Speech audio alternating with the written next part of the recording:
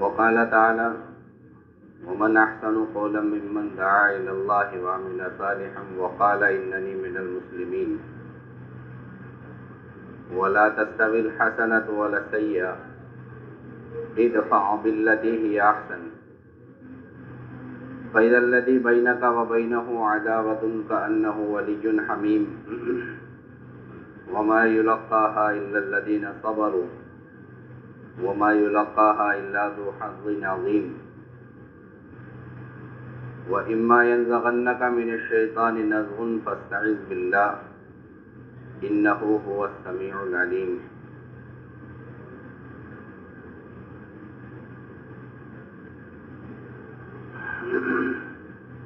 وقال عليه الصلاة والسلام إن هذا الخير خزائن ولتلك الخزائن مفاتيح فطوبى لعبد جعله الله مفتاحا للخير مغلاقا للشر وويل لعبد جعله الله مفتاحا للشر مغلاقا للخير.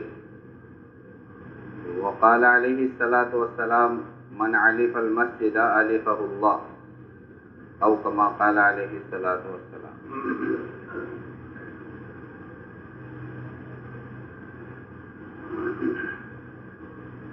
اور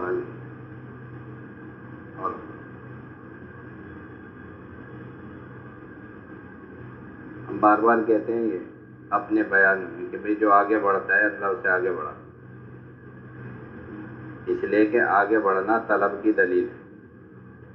اگلی صف میں وہ آئے گا جسے طلب ہوگی اگلی صف، اور جس کے سامنے اگلی صف کے فضائل حاصل کرنے کا جذبہ ہوگا. تو پہلی صف حاصل کرنے کے لیے گھر سے جلدی نکلنا پڑے، گھر کو جلدی چھوڑنا پڑے.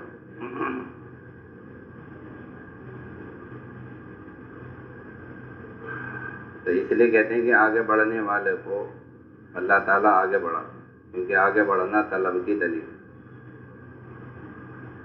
حضرت شیخ سعدی رحمۃ اللہ علیہ نے گلستان میں ایک واقعہ لکھا.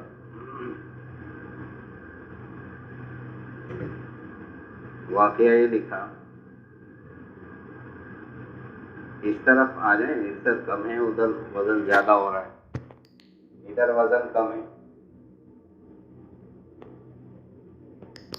کوئی آدمی کھڑا ہو جاتا وہاں دروازے پر اور وہ وزن بتاتے رہتا ہے بھئی ادھر ہلکا ہے ادھر چلے جاؤ. تو شیخ سعدی رحمۃ اللہ علیہ نے قصہ لکھا کہ ایک نوجوان عالم تھے، انہوں نے آ کر اپنے والد، جو بہت پرانے عالم تھے، اپنے والد سے شکایت کی. آپ لوگوں نے پڑھایا ہوگا قصہ، نصیحت کے باب میں حضرت نے اس کو نقل کیا کہ نوجوان عالم نے اپنے والد سے شکایت کی کہ آج کل علماء کی مجالس میں جانے کو میرا جی نہیں چاہتا. 500-600 سال پرانی بات ہو گئی. یہ اعتراض آج بھی رہتا ہے ہم جیسے لوگوں کہ آج کل مجالس میں، علماء کی مجالس میں بیٹھنے کو میرا جی نہیں چاہتا. ابا نے وجہ پوچھی کیا وجہ ہے، تو کہنے لگے ان کے قول و فعل میں، قول و فعل الگ الگ ہیں، تفریق ہے. جو کہتے ہیں وہ کرتے نہیں.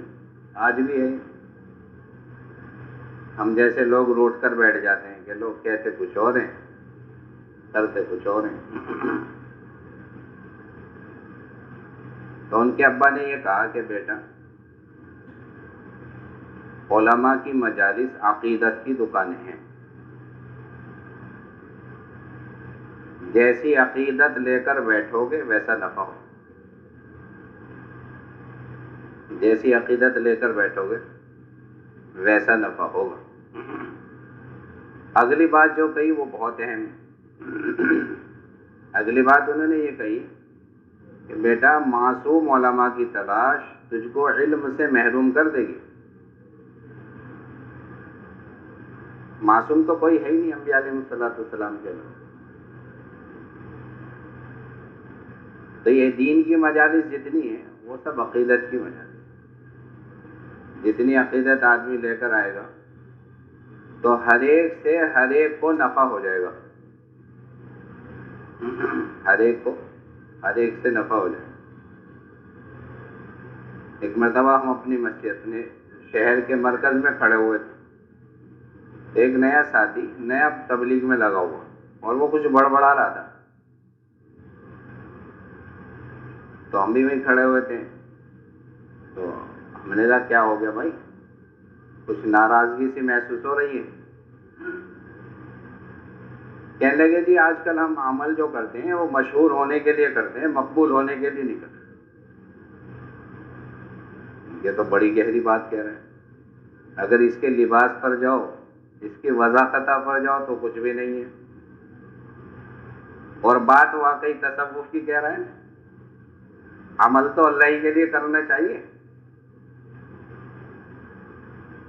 عمل تو اللہ ہی کو راضی کرنے کے لیے کرنا چاہیے، کیونکہ حدیث میں آتا ہے فرشتے اعمال نامے پیش کریں گے کل قیامت کے دن اللہ کے پاس، تو اللہ تعالیٰ کچھ عمل کو تو قبول کر لیں گے اور کچھ کو کہہ دیں گے ان کو پھینک دو۔ فرشتے کہیں گے اللہ یہ تو سارے کے سارے نیک اعمال ہیں، اس میں نماز ہے، اس میں روزہ ہے، اللہ کے راستے کا مجاہدہ ہے، قربانیاں ہیں، 24 گھنٹے ہیں، تقاضوں پر چلنا ہے۔ اللہ تعالیٰ فرمائیں گے سب ٹھیک ہے، لیکن یہ سب عمل نیک ہیں لیکن میری وجہ سے نہیں کیے۔ اس لیے مولانا یوسف صاحب رحمۃ اللہ علیہ فرمایا کرتے تھے نماز پڑھ کے، ذکر کر کے، تلاوت کر کے اور دعوت کی محنت کر کے بھی آدمی جہنم میں چلا جائے گا، جبکہ نفسانیت داخل، جبکہ اس کا نفس داخل ہو، اور نفس اپنی راہ خود نکال لیتا ہے۔ ایسا نہیں کہ اس میں بہت سارے دلائل کی ضرورت ہوتی ہے، نفس اپنی راہ خود نکال لیتا ہے۔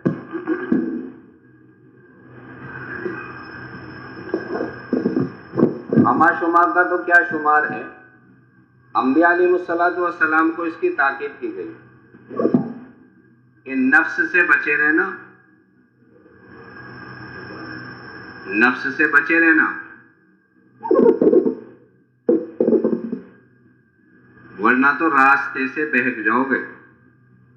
یا داؤد انا جعلناک خلیفۃ فی الارض فاحکم بین الناس بالحق۔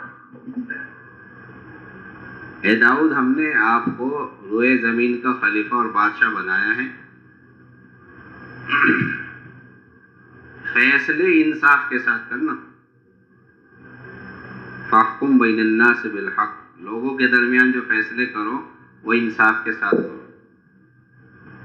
ایسا نہ ہو کہ اس میں اتباع ہو، ولا تتبع الہوی۔ علماء نے لکھا کہ اتباع ہوا اپنا راستہ خود بخود بنا لیتی، خواہشات کی پیروی۔ اس لیے شیخ الہند رحمۃ اللہ علیہ نے اپنے ترجمے میں لکھا گمراہی کے دو سبب ہیں، گمراہی کے دو سبب ہیں، ایک جہل اور دوسرے اتباع ہوا۔ اتباع ہوا، جب آدمی کے اندر اتباع ہوا آ جاتی ہے تو پھر پڑھا لکھا بھی بے پڑھا ہو جاتا ہے، جاننے والا بھی انجان بن جاتا ہے۔ خوب جانتے ہیں لیکن جاننا اور چیز ہے، کرنا اور چیز ہے۔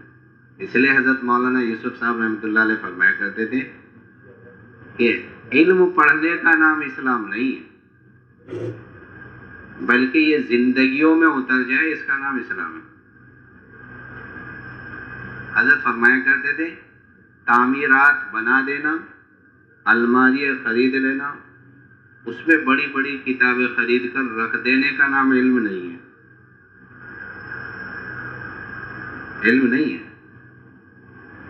بلکہ یہ چیز زندگیوں میں پیدا ہو جائے اس کا نام علم ہے۔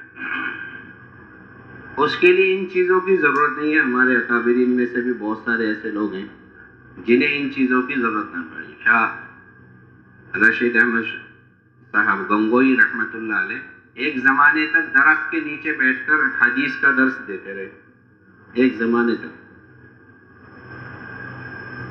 بارش آئی، تمام طلبہ اپنی اپنی کتابیں لے کر اندر مسجد میں بھاگ گئے، اور حضرت نے اپنا رومال اتارا اور سب کے جوتے بھرے اور اپنے کندھے پر رکھ کر چلے۔ ایک شیخ الحدیث کی تواضع ہے، ایک ہماری تواضع ہے کہ جہاں بیٹھ گئے تو بیٹھ گئے، اب نہیں ہل سکتے ہیں۔ ایک ہماری تواضع ہے اور ایک شیخ الحدیث کی تواضع ہے کہ جہاں بیٹھ گئے اب تو بیٹھ گئے ہیں، اب نہیں ہل سکتے۔ اللہ کرے ہم سب متواضعین ہو جائیں، ہم سب تواضع ہو جائیں، ہمارے اندر تواضع، انکساری، عاجزی پیدا ہو جائے۔ اگر نہیں ہوئی تو بڑی خطرے کی چیز ہے، بڑی خطرے کی چیز ہے۔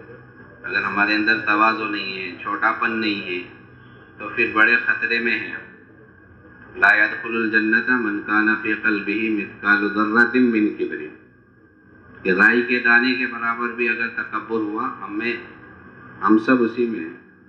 اور ایسا نہیں کہ ہم بری ہیں، ایسا نہیں کہ ہم بری ہیں، ہم سب ان میں مبتلا ہیں، اسی کا تو علاج ڈھونڈ رہے ہیں، اسی کے لیے محنت ہے،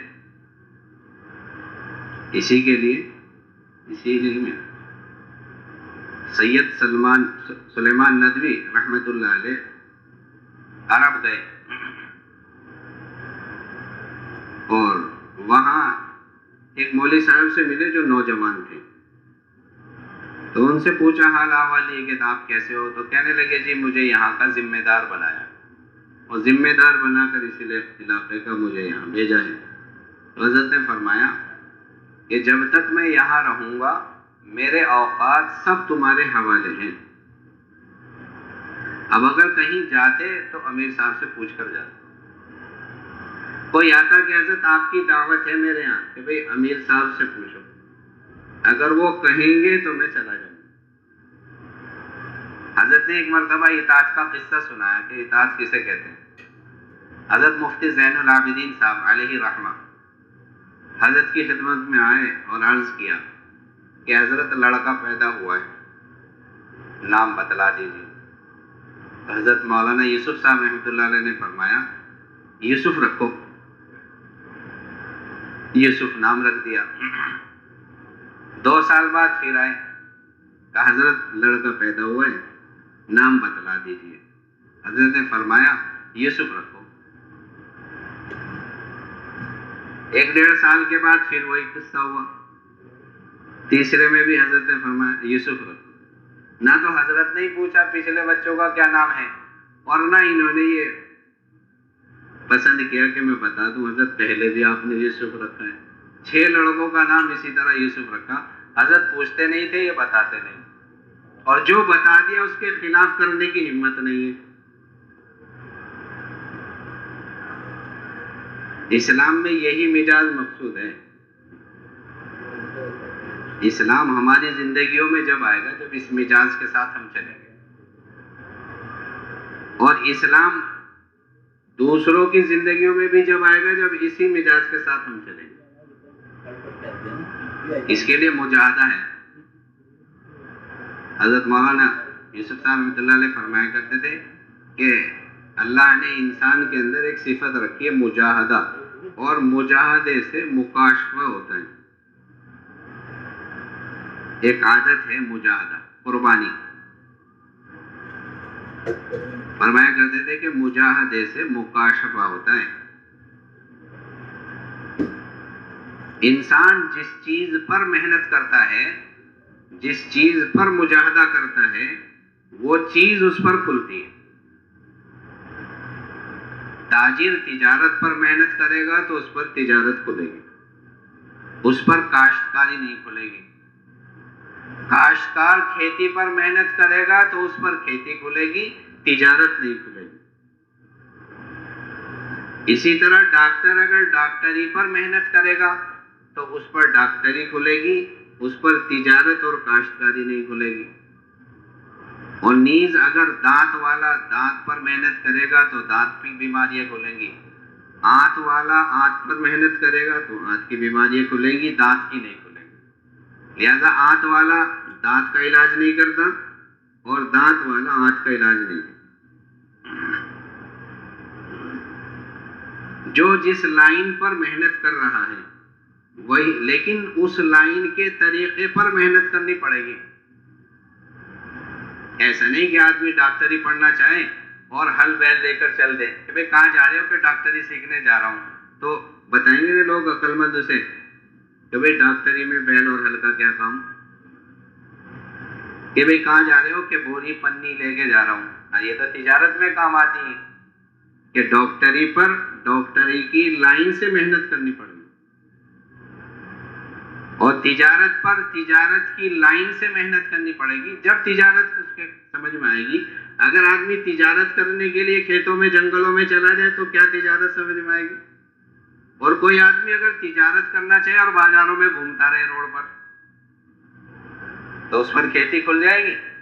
کہ کبھی نہیں کھلے گی۔ کہ جس لائن پر محنت کر رہے ہو اسی کے طور طریقے بھی اختیار کرنے پڑیں گے۔ تو حضرت فرمایا کرتے تھے جب مادی لائن کی چیزیں بغیر مجاہدے اور محنت کے نہیں کھلتی تو ایمان اور اعمال والی لائن ہم پر کیسے کھل جائے گی بغیر محنت؟ اللہ کی ذات عالی سے براہ راست فائدہ حاصل کرنے والی لائن بغیر محنت کے کیسے کھل جائے گی؟ اس پر بھی محنت کرنی پڑے گی، اس پر بھی مجاہدہ درکار ہے، اور انبیاء علیہ الصلوۃ والسلام والا کام ہے تو حضور کا طریقہ مطلوب ہے۔ دعوت کی محنت میں بھی ہم محنت کریں گے، لیکن یہ لائن جب کھلے گی جب حضور کے طریقے پر محنت کریں گے۔ ایسا نہیں کہ اپنی مرضی اس میں داخل کر دی کہ پھر تو وہ اتباع ہوا ہو جائے گی، اور وہ تو بڑی گمراہی ہو جائے گی، بڑی گمراہی ہو جائے گی۔ اللہ تعالیٰ خود فرما رہے افرأیت من اتخذ الہہ ہوا، نبی جی کہ آپ نے اس شخص کو دیکھا جس نے اپنے نفس کی پیروی کو ہی اپنا معبود بنا لیا، معبود بنا لیا نفس کی پیروی۔ اس لیے آدمی مسجد میں نماز جیسا عمل کرنے آتا ہے اور وہ شرک ہو جاتا ہے۔ آدمی روزے جیسا اہم عمل کرتا ہے اور وہ شرک ہو جاتا ہے۔ آدمی اپنی کمائی کی محنت کی کا مال اللہ دیتا ہے اور وہ دینا اس کے لیے شرک ہو جاتا ہے۔ من صلی یرائی فقد اشرک ومن صام یرائی فقد اشرک ومن تصدق یرائی فقد اشرک، کہ جس نے دکھلانے کے واسطے نماز پڑھی اس نے تو شرک کیا، جس نے دکھلانے کے واسطے روزہ رکھا اس نے شرک کیا، جس نے دکھلانے کے واسطے مال خرچ کیا اس نے شرک کیا۔ یہ کیوں؟ کہ طریقہ نبی اس میں سے ہٹ گیا۔ حکموں کو اللہ کا حکم سمجھ کر کرنا اور آپ علیہ الصلوۃ والسلام کے طریقے پر کرنا، تب عمل مقبول ہوتا ہے، اور اخلاص کے ساتھ کرنا، اخلاص کے ساتھ کرنا۔ اس لیے حضرت مولانا سعید احمد خان صاحب مکی رحمۃ اللہ علیہ فرمایا کرتے تھے قربانی اگر اصول کے ساتھ ہو اور اخلاص کے ساتھ ہو تو اس سے ہدایت پھیلتی ہے، راحتیں آتی ہیں اور دین پھلتا ہے اور پھیلتا ہے۔ اور اگر اصول اور اخلاص نکل جائیں تو پھر قربانیوں سے برائیاں وجود میں آتی ہیں۔ اللہ ہم سب کی حفاظت فرمائے۔ بجائے بھلائیوں کے پھر برائیاں پیدا ہوتی ہیں۔ اس لیے آپ علیہ الصلوۃ والسلام والی محنت ہے، میں نے عرض کیا تھا کہ جس لائن کی محنت ہوگی اس لائن کا اسی طریقے پر محنت کرنی پڑے گی، تب وہ لائن کھلے گی۔ تو انبیاء علیہ الصلوۃ والسلام والا کام ہے تو کام کا طریقہ بھی حضور والا ہی لینا پڑے گا۔ آپ علیہ الصلوۃ والسلام کے طریقے پر ہی کرنا پڑے گا، اور یہ ہے کہ اپنی جان اور اپنا مال اللہ کے لیے کرنا، اصول کے ساتھ کرنا۔ اصول سارے قرآن میں بیان کیے، حدیث میں بیان کیے گئے۔ اللہ تعالیٰ نے آپ کو علم عطا فرمایا، آپ سب جاننے والے ہیں۔ قرآن اور حدیث سے آپ علیہ الصلوۃ والسلام کے طریقے کو اخذ کیا جائے اور اس پر محنت کی جائے. ہمیں اس لیے سمجھانا پڑ رہا ہے اس زمانے کے اندر کہ اب ماحول نہیں ہے. مولانا عاشق علی الہی بلند شہری رحمۃ اللہ علیہ نے اپنی تفسیر میں لکھا کہ جب بات غلط رائج ہو جاتی ہے تو پھر حق بات سمجھ میں نہیں آتی. جب بات غلط رائج ہو جاتی ہے، جب غلط بات چل پڑتی ہے تو پھر حق بات سمجھ میں نہیں آتی. مسجدوں سے سنتوں کے مطابق نکاح کرنے کو کتنا کہا جا رہا اور کتنا ہم کر رہے ہیں. حضرت حکیم الامت رحمۃ اللہ علیہ نے ایک ایک بدعت کو، ایک ایک رسم کو کھول کھول کر بہشتی زیور میں لکھا ہے، لیکن کون عمل کر رہا ہے؟ کیونکہ غلط بات رائج ہو گئی ہے کہ بھئی شادی تو اس طریقے پر ہوتی ہے. ایسی غلط رائج ہوئی ہے کہ افتاء مفتی صاحب کر کے آئے ہیں دارالعلوم سے، مزہ علم سے، ندوے سے، اور نکاح کے مسائل دادی اماں نانی اماں سے پوچھے جاتے ہیں کہ جی بتاؤ کیا کرنا ہے. ان سے پوچھیں گے، مفتی صاحب سے کوئی بھی نہیں پوچھ رہا ہے. حالانکہ کس سے پوچھنے چاہیے بتاؤ کہ جی ایسا ہو رہا نہیں ہو رہا. افتاء مفتی صاحب نے کیا ہے. اور شادی کے مسائل اور عقیقے کے مسائل کہ گھر کی سب سے بوڑھی جو عورت ہو اس سے پوچھا جائے گا. غلط بات رائج ہو گئی. بات تو یہ تھی کہ جو علم پڑھ کے آئے اس سے پوچھو کہ جی ایسا ہوتا ہے. ہمارے علاقوں میں تو ایسا ہوتا ہے، پتہ نہیں آپ کے یہاں ہوتا ہوگا، ایسا ہوتا ہے. اگر ان سے نہ پوچھا جائے تو وہ ناراض ہو جائیں گے. مجھ سے تو پوچھا ہی نہیں، اتنے جوڑے جانے تھے، اتنا یہ ہونا تھا، اتنی بری جانی تھی، سب ہوتا ہے. حضرت فرمایا کرتے تھے جب بات غلط رائج ہو جاتی ہے تو حق بات سمجھ میں نہیں آتی ہے. تو اب دعوت کی محنت ایک زمانے سے چھوٹا ہونے کی وجہ سے بات ہماری سمجھ میں نہیں آ رہی ہے کہ کیا یہ بھی محنت ہے. حالانکہ قرآن موجود ہے، ہم قرآن پڑھتے ہیں. مولانا سید احمد صاحب مکی رحمۃ اللہ علیہ فرمایا کرتے تھے کہ جب نور ایمانی کمزور پڑ جاتا ہے تو حق باطل نظر آتا ہے، باطل حق نظر آتا ہے. ہاں یہ بھی تو ہو سکتا ہے، یہ بھی ٹھیک ہے، یہ بھی ٹھیک ہے، یہ بھی ٹھیک ہے.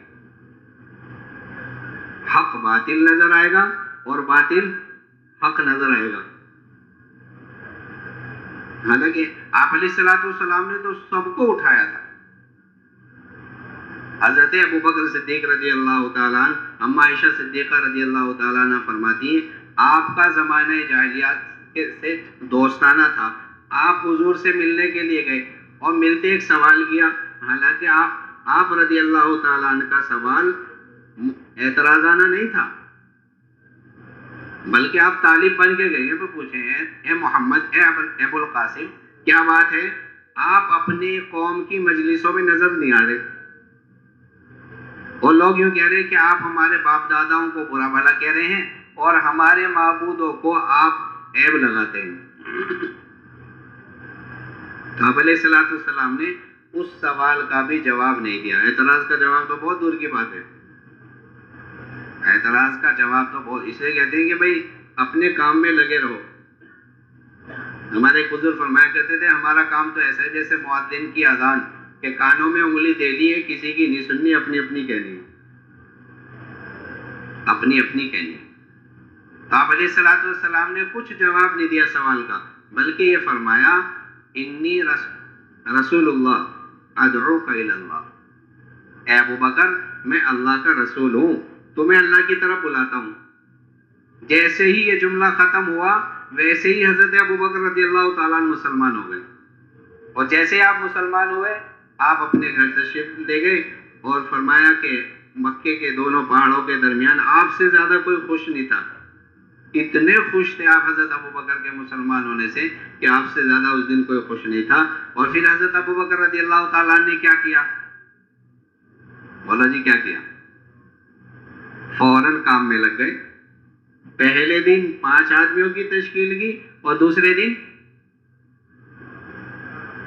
بولا جی بول نہیں رہے، اس لیے بلوا رہے تاکہ آدمی کو پتہ چلے کہ ہاں جا کے سن رہے. ورنہ آدمی، کل مفتی صاحب نے کہا تھا کہ بھائی آدمی کا جسم تو یہاں ہوتا ہے، آنکھیں دماغ باہر ہو جاتی ہے۔ تو پہلے دن کتنے کی تشکیل کی؟ 5 کی، اور دوسرے دن 4 کی، 2 دن میں جماعت بنا لی، 2 دن میں، اور زندگی بھر کی جماعت، کہ جی ہے نہیں ایسا روایتوں میں۔ حضرت طفیل بن عمرو دوسی رضی اللہ تعالیٰ عنہ مکے میں آئے، اور لوگوں نے تو بہت کان بھر دیے تھے، تو انہوں نے بھی اپنے کان بھر لیے تھے، خود ہی کان بند کر لیے کہ سننے کا ہی نہیں۔ لوگوں نے اتنے کان بھرے، ارے اس کی مت سن لینا، گمراہ آدمی ہے، تمہیں بھی خراب کر دے گا۔ لیکن اللہ تعالیٰ کانوں کے محتاج نہیں ہدایت دینے کے لیے۔ مسجد میں آئے، اللہ نے دل میں بات ڈالی، عمر تو سمجھدار آدمی، پڑھا لکھا آدمی ہے، پڑھا لکھا آدمی ہے، ان کی بات تو سن، اچھی ہوگی قبول کرنے لا، ورنہ تو چھوڑ دینا۔ بات سنی، اسلام قبول کیا، اور اسلام قبول کرتے ہی اللہ کے رسول صلی اللہ علیہ وسلم، آپ مجھے اجازت دیجئے میں اپنی قوم میں جا کر محنت کروں، فوراً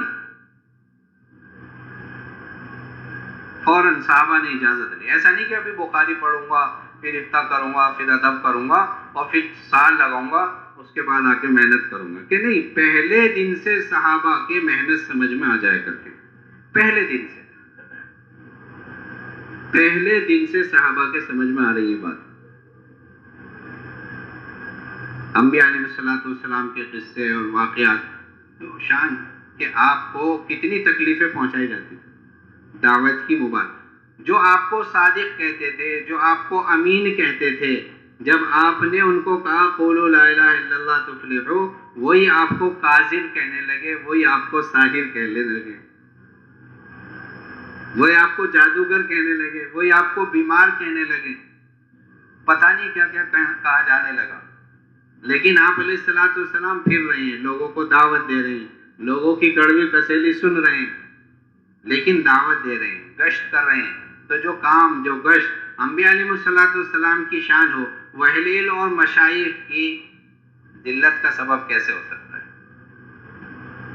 کہ ہم اسے اپنی، کہ بھئی گشت کرنے کو ہم اپنی ذلت کا سبب سمجھیں؟ تو پہلے دن سے کام سمجھ میں آ رہا ہے، سب کام کر رہے ہیں۔ آئے، کہنے لگے اللہ کے رسول مجھے اجازت دو، میں اپنی قوم میں جاؤں گا اور قوم کو آپ کی طرف بلاؤں گا۔ گئے، اپنی قوم میں محنت کی، قوم نے بات نہیں مانی، آپ علیہ الصلوۃ والسلام کی خدمت اقدس میں کارگزاری سنانے کے لیے آ گئے۔ اللہ کے رسول نے کارگزاری سنی اور یہ بڑا غصے میں تھے کہ اللہ کے رسول کوئی نہیں ماننا میری بات، آپ ان کے لیے بد دعا کر دیجئے۔ آپ علیہ الصلوۃ والسلام نے ہدایت فرمائی اور یہ کہا کہ دوبارہ جاؤ اور پھر جا کر محنت کرنا، اور دیکھو نرمی سے کرنا۔ دوبارہ گئے، پھر محنت کی، 70 گھرانے اسلام میں داخل ہو گئے۔ کتنے جی؟ ان 70 گھرانوں میں کتنے افراد ہوں گے؟ انہی میں سے رئیس المحدثین حضرت ابو ہریرہ رضی اللہ تعالیٰ عنہ بھی تھے۔ حضرت ابو امامہ رضی اللہ تعالیٰ عنہ آپ علیہ الصلوۃ والسلام کی خدمت میں حاضر ہوئے اور اسلام قبول کیا، فوراً اجازت چاہیے، اللہ کے رسول مجھے اجازت دے دو، میں اپنی قوم میں جاؤں گا اور قوم کو اللہ کی طرف بلاؤں گا اور آپ کے رسول ہونے کو بتاؤں گا۔ اسلام قبول کرتے کام سمجھ میں آ رہا ہے، اور سب کام میں لگ رہے ہیں، اور جس حال میں اسی میں لگ رہے ہیں، اور پہلے دن سے اللہ کی مددیں اور نصرتیں ان کے ساتھ ہو رہی ہیں۔ حضرت طفیل بن عمرو دوسی رضی اللہ تعالیٰ عنہ کو اللہ کے رسول نے دعا دی تھی، تو ان کی پیشانی میں ایک چمک پیدا ہو گئی تھی۔ راستے میں جاتے جاتے، ابھی پہلے دن ہے، ابھی جا رہے ہیں محنت کے لیے، جاتے جاتے دعا کر رہے ہیں کہ اللہ لوگ یوں سمجھیں گے کہ مسلمان ہونے کی وجہ سے اس کا تو چہرہ ہی بگڑ گیا، اس کو یہاں سے اتار کر کہیں اور کر دیجئے۔ تو وہ روشنی پیشانی سے ہٹ کر کوڑے میں آ گئی۔ وہ پہلے دن اللہ کی مددیں، نصرتیں۔ حضرت ابو امامہ رضی اللہ تعالیٰ عنہ کہنے لگے جب میں نے اپنی قوم کو جا کے دعوت دی تو قوم سمجھ گئی یہ بددین ہو گیا، یعنی مسلمان ہو گیا، تو نہ انہوں نے مجھے کھانے کو پوچھا، نہ پینے کو پوچھا۔ مجھے اتنی شدت کی بھوک اور پیاس لگی ہوئی تھی، میرے سر پہ جو کپڑا تھا میں تو اسے زمین پہ رکھ کے مرنے کی نیت سے لیٹ گیا۔ کس کی نیت سے؟ کس کی نیت سے؟ بولتے نہیں یہاں کے لوگ، مرنے کی نیت سے لیٹ گیا۔ میں نے دیکھا رات کو جب مجھے نیند آئی کہ آسمان سے ایک گلاس آیا، اس میں پانی تھا، میں نے وہ پانی پیا تو میری بھوک پیاس مٹ گئی، اور اب تو میں جانتا بھی نہیں کہ پیاس کیا چیز ہوتی ہے۔ اس کے بعد سے آج تک مجھے کبھی پیاس نہیں لگی۔ ابھی پہلا دن ہے، دوسرا دن ہے، دعوت کے میدان میں ہے، اللہ کی مدد نصرت پہلے دن سے شروع۔ حضرت مولانا یوسف صاحب رحمۃ اللہ علیہ فرمایا کرتے تھے داعی کے ساتھ اللہ کی معیت ہوتی ہے۔ حضرت موسیٰ علیہ السلام نے کہا تھا کہ بھائی گھبراؤ نہیں، اللہ میرے ساتھ ہے، اس لیے کہ حضرت موسیٰ علیہ السلام داعی تھے اور داعی کے ساتھ اللہ کی مدد ہوتی ہے۔ آپ علیہ السلام نے فرمایا تھا کہ گھبراؤ مت، اللہ ہم دونوں کے ساتھ ہیں، اس لیے کہ یہ امت بھی داعی ہے۔ حضرت ابو بکر رضی اللہ عنہ سے فرمایا تھا، تو اللہ کے معیت داعی کے ساتھ ہوتی ہے۔ حضرت عامر بن مرہ جوہانی رضی اللہ تعالیٰ اسلام قبول کیا اور فوراً اجازت چاہیے، اللہ کے رسول مجھے اجازت دو، میں اپنی قوم میں جا کر اس کی دعوت دوں گا اور انہیں اللہ کی طرف بلاؤں گا۔ اللہ کے رسول نے اجازت دی، اپنی قوم میں گئے، ایک آدمی کے سوا ساری قوم مسلمان ہو گئی۔ میں یہ عرض کر رہا ہوں کہ پہلے دن سے صحابہ کو کام سمجھ میں آ رہا ہے، پہلے دن سے اسلام قبول کرتے ہی یہ بات سمجھ میں آ رہی ہے کہ بھئی یہ کام ہمارے کرنے کا ہے۔ ہمارے سامنے بہت ساری قرآن کی آیتیں ہیں، بہت ساری حدیثیں ہیں، لیکن ہماری سمجھ میں نہیں آ رہا ہے۔ عمومی طور پر صحابہ نے سب کیا کرتے تھے، سب کی سمجھ میں آتا تھا۔ آپ علیہ السلام تشریف لے جا رہے، راستے میں ایک بڑے میاں کو جاتے ہوئے دیکھا تو آپ علیہ السلام نے فرمایا بڑے میاں کہاں جا رہے ہو؟ کہ اپنے گھر جا رہا ہوں، جیسے دیہاتی لوگ کہتے ہیں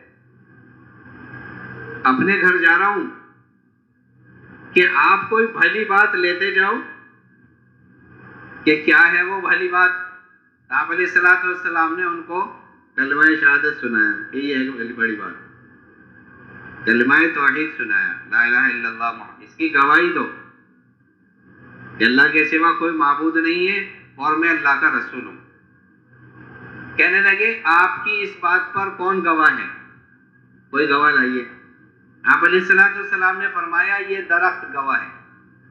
اس درخت کو حکم فرمایا، وہ درخت آپ کے پاس آ گیا اور اس درخت نے یہ کہا کہ محمد صلی اللہ علیہ وسلم جو کہہ رہے ہیں وہ صحیح کہہ رہے ہیں، ان کی بات حق اور سچ ہے۔ ان بوڑھے میاں نے اسلام قبول کیا اور اسلام قبول کرتے ہی فوراً اجازت چاہیے، اللہ کے رسول مجھے اجازت دے دو، میں اپنی قوم میں جاؤں گا اور انہیں اللہ کی طرف دعوت دوں گا۔ سب اسلام میں داخل ہوتے ہی کام کی اجازت مانگ رہے ہیں، آپ مجھے اجازت دیجیے، میں کام کروں گا جا کے۔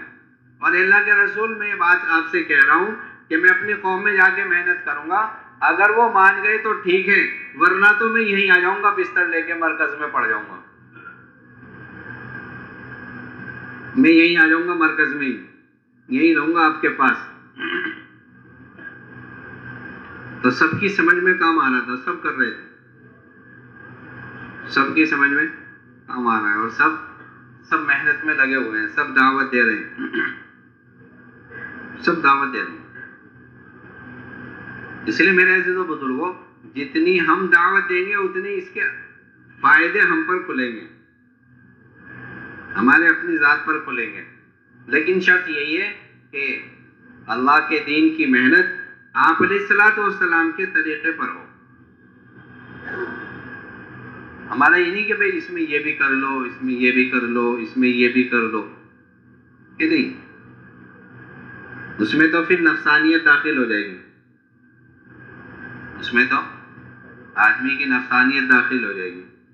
اسی لیے مشوروں کا پابند ہونا ہم سب کے لیے ضروری ہے، نہیں کہ میں تو یہ صلاحیت آدمی ہوں، مجھے مشورے کی کیا ضرورت ہے، نہیں، اپنے علاقے والے مطمئن ہو، اپنے آپ کو مشورے کے تابع ہو، اپنے ضلع سے بھی جڑے ہوں، صوبے سے بھی جڑے ہوں، اور پھر نظام الدین سے بھی جڑے ہوئے ہوں، کیونکہ اللہ تعالیٰ نے وہاں سے اس جگہ کو قبول فرمایا ہے اور اللہ تبارک و تعالی وہاں سے ہی کام کھولتے ہیں.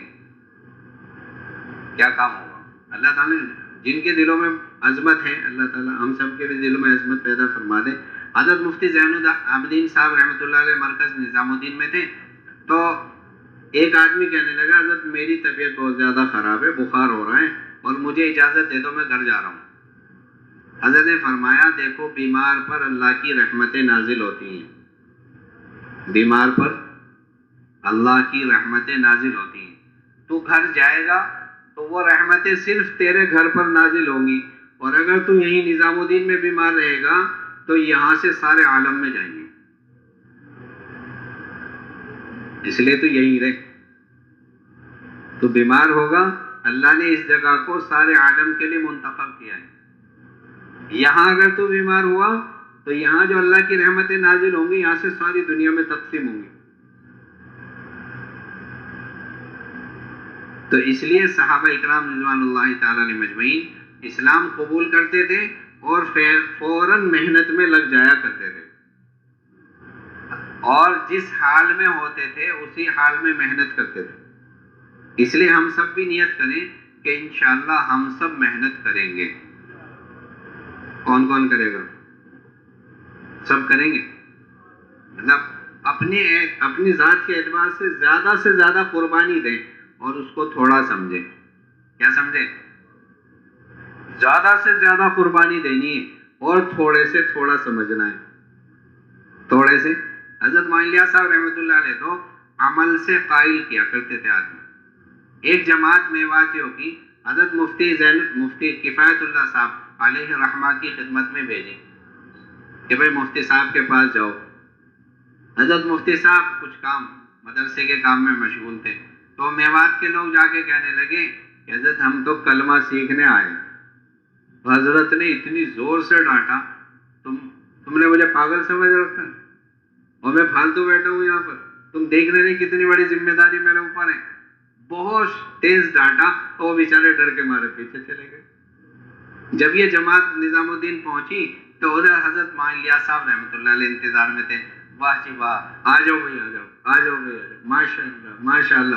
کارگزاری سنی بھائی کیا ہوا؟ کہ جی حضرت بہت تیز ڈانٹا حضرت نے. تو حضرت نے پھر ترغیب دی اور ایسی ترغیب دی اچھا کل کو پھر جائیو.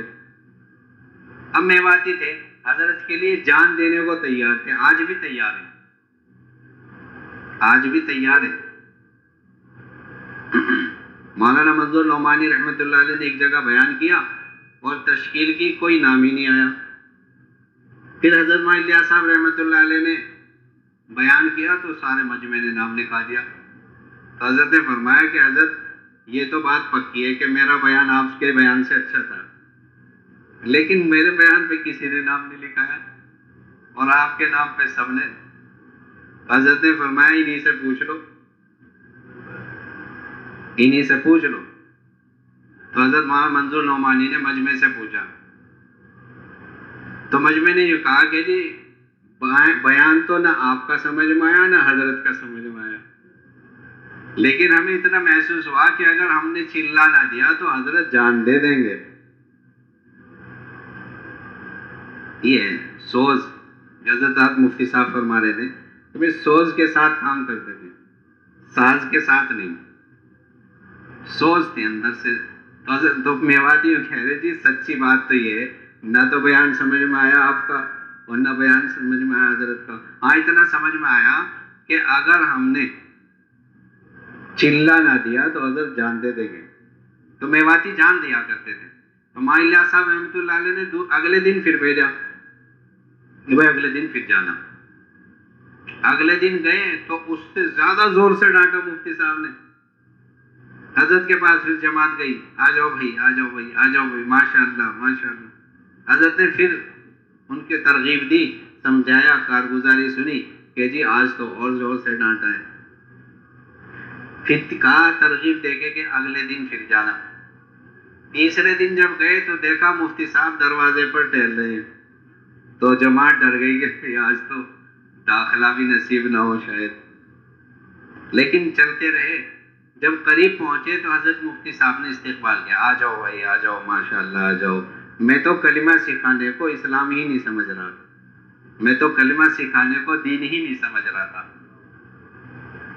حضرت معلیہ صاحب رحمۃ اللہ علیہ عمل سے قائل کرتے تھے، یہ کام ہے میرے عزیز و بزرگوں، جو جتنی قربانی کے ساتھ کرے گا اتنی ہی اس کی سمجھ میں آئے گا۔ دور سے دیکھنے میں سمجھ میں نہیں آئے گا، دور سے دیکھنے میں سمجھ میں نہیں آئے گا، بلکہ کرنے پر سمجھ میں آئے گا۔ یہ وہ کام ہے جو میرے عزیز و بزرگوں سارے مسائل کا حل اللہ نے اس میں رکھا۔ ہماری مغفرت بھی ہوگی، ہمیں رزق بھی دیا جائے گا، ہمیں عزت بھی دی جائے گی۔ ان الذین آمنوا وہاجروا وجاہدوا فی سبیل اللہ والذین آووا ونصروا اولئک هم المؤمنون حقا۔ تکمیل ایمان کی علامت اللہ کے راستے کا خروج یا خارجین کی نصرت، یا تو مہاجر ہو یا انصار ہو۔ اس پر کیا دیں گے اللہ؟ اللہ گناہوں کو بھی معاف کریں گے اور اللہ عزت کی روزی دیں گے، اللہ عزت کی روزی دیں گے۔ ایک ہمارے ساتھی بھی 4 مہینے لگا کے آئے، وہ نوکری کا پیشہ ہے ان کا، یعنی یہ ایک زمانے سے میں تنخواہ بڑھانے کی بات کرتا تھا، 500 روپے حیثیت بڑھتی تھی۔ اب میں نے ٹھان لی تھی کہ 4 مہینے لگانے، چاہے مجھے نوکری چھوڑنی پڑے، چاہے مجھے نوکری چھوڑنی پڑے، میں 4 مہینے لگا کے آؤں گا۔ ابھی لگا کے آئے وہ سردیوں میں، نوکری چھوٹے گی چھٹ جائے گی، کہنے کہ میں 4 مہینے بھی اللہ نے لگوا دیے اور آتے ہی دفتر والوں نے 3000 روپے تنخواہ بھی بڑھا دی۔ لہم مغفرۃ ورزق کریم، اللہ عزت کی روزی دیں گے، تمہیں کہنا بھی نہیں پڑے گا، تمہیں تو کہنا بھی نہیں پڑے گا۔ ایک ساتھی ہمارے کہہ رہے لاک ڈاؤن میں 30,000 روپے کا بل ہو گیا بجلی کا، 30,000 روپے، اور کام چل نہیں رہا، وہ تعمیر کا کام کرتے ہیں۔ تو کہنے لگے میں نے روزہ رکھا، پورے دن مسجد میں رہا، اللہ سے مانگتا رہا، اور جو ساتھی ملتا اس سے دعوت کی بات کرتا رہا۔ شام کو بجلی والے کا فون آ گیا، بھائی اپنے گھر پہ آ جاؤ، تو میں ڈر گیا کہ اب بجلی کٹ جائے گی۔ کہنے لگے بھائی 30,000 روپے کا ہے بل، کہ جی اب کہاں سے دوں، ابھی تو کہیں کام بھی نہیں ہے۔ کہ اچھا 5,000 روپے لے آؤ، 25 تمہارے میں ہو جائیں گے۔ ایک دن میں 25,000 روپے اللہ نے رزق دیا نہیں دیا؟ یہ رزق دینا نہیں؟ تو میرے عزیز و بزرگوں یہ کام ہے، اللہ تبارک و تعالی ہمیں کام کرا دیں گے۔ آپ علیہ الصلوۃ والسلام نے ہر غریب امیر سب کو لگایا اور سب کی سمجھ میں آیا اور سب نے قربانیوں کے ساتھ کیا۔ تو آپ علیہ الصلوۃ والسلام نے مکے سے مدینہ ہجرت فرمائی، مدینے میں کیا حال تھا لوگوں کا وہ ہم سب کو معلوم ہے، فاقوں پر فاقے ہیں، پہننے کو کپڑے نہیں، کھانے کو لقمہ نہیں، پینے کو پانی نہیں، لیکن 16-17 سال کے زمانے کے اندر اندر یہ مدینہ اسلام جو اس زمانے کی سپر پاور تھی اس کا دارالسلطنت بن چکا تھا۔ کتنے سال کے اندر؟ حضرت عمر کا جو زمانہ آتا ہے وہ آپ علیہ الصلوۃ والسلام کی ہجرت سے 16-17 سال کا آتا ہے، 16-17 سال۔ یہ دنیا کی سب سے بڑی حکومت اور دنیا کی سب سے بڑی طاقت اسلام کی ہے، اس لیے کہ ہر ایک اسلام کی محنت میں لگا ہوا تھا، اپنی جان کو اپنے مال کو اللہ کے دین کے مقابلے میں بے حیثیت سمجھا ہوا تھا۔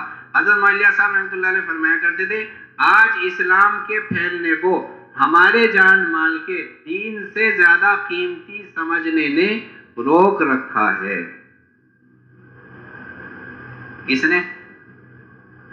کس نے روک رکھا ہے دین کو پھیلنے سے؟ مسلمانوں کے اپنے جان مال کو دین سے زیادہ قیمتی سمجھنے نے روک رکھا ہے۔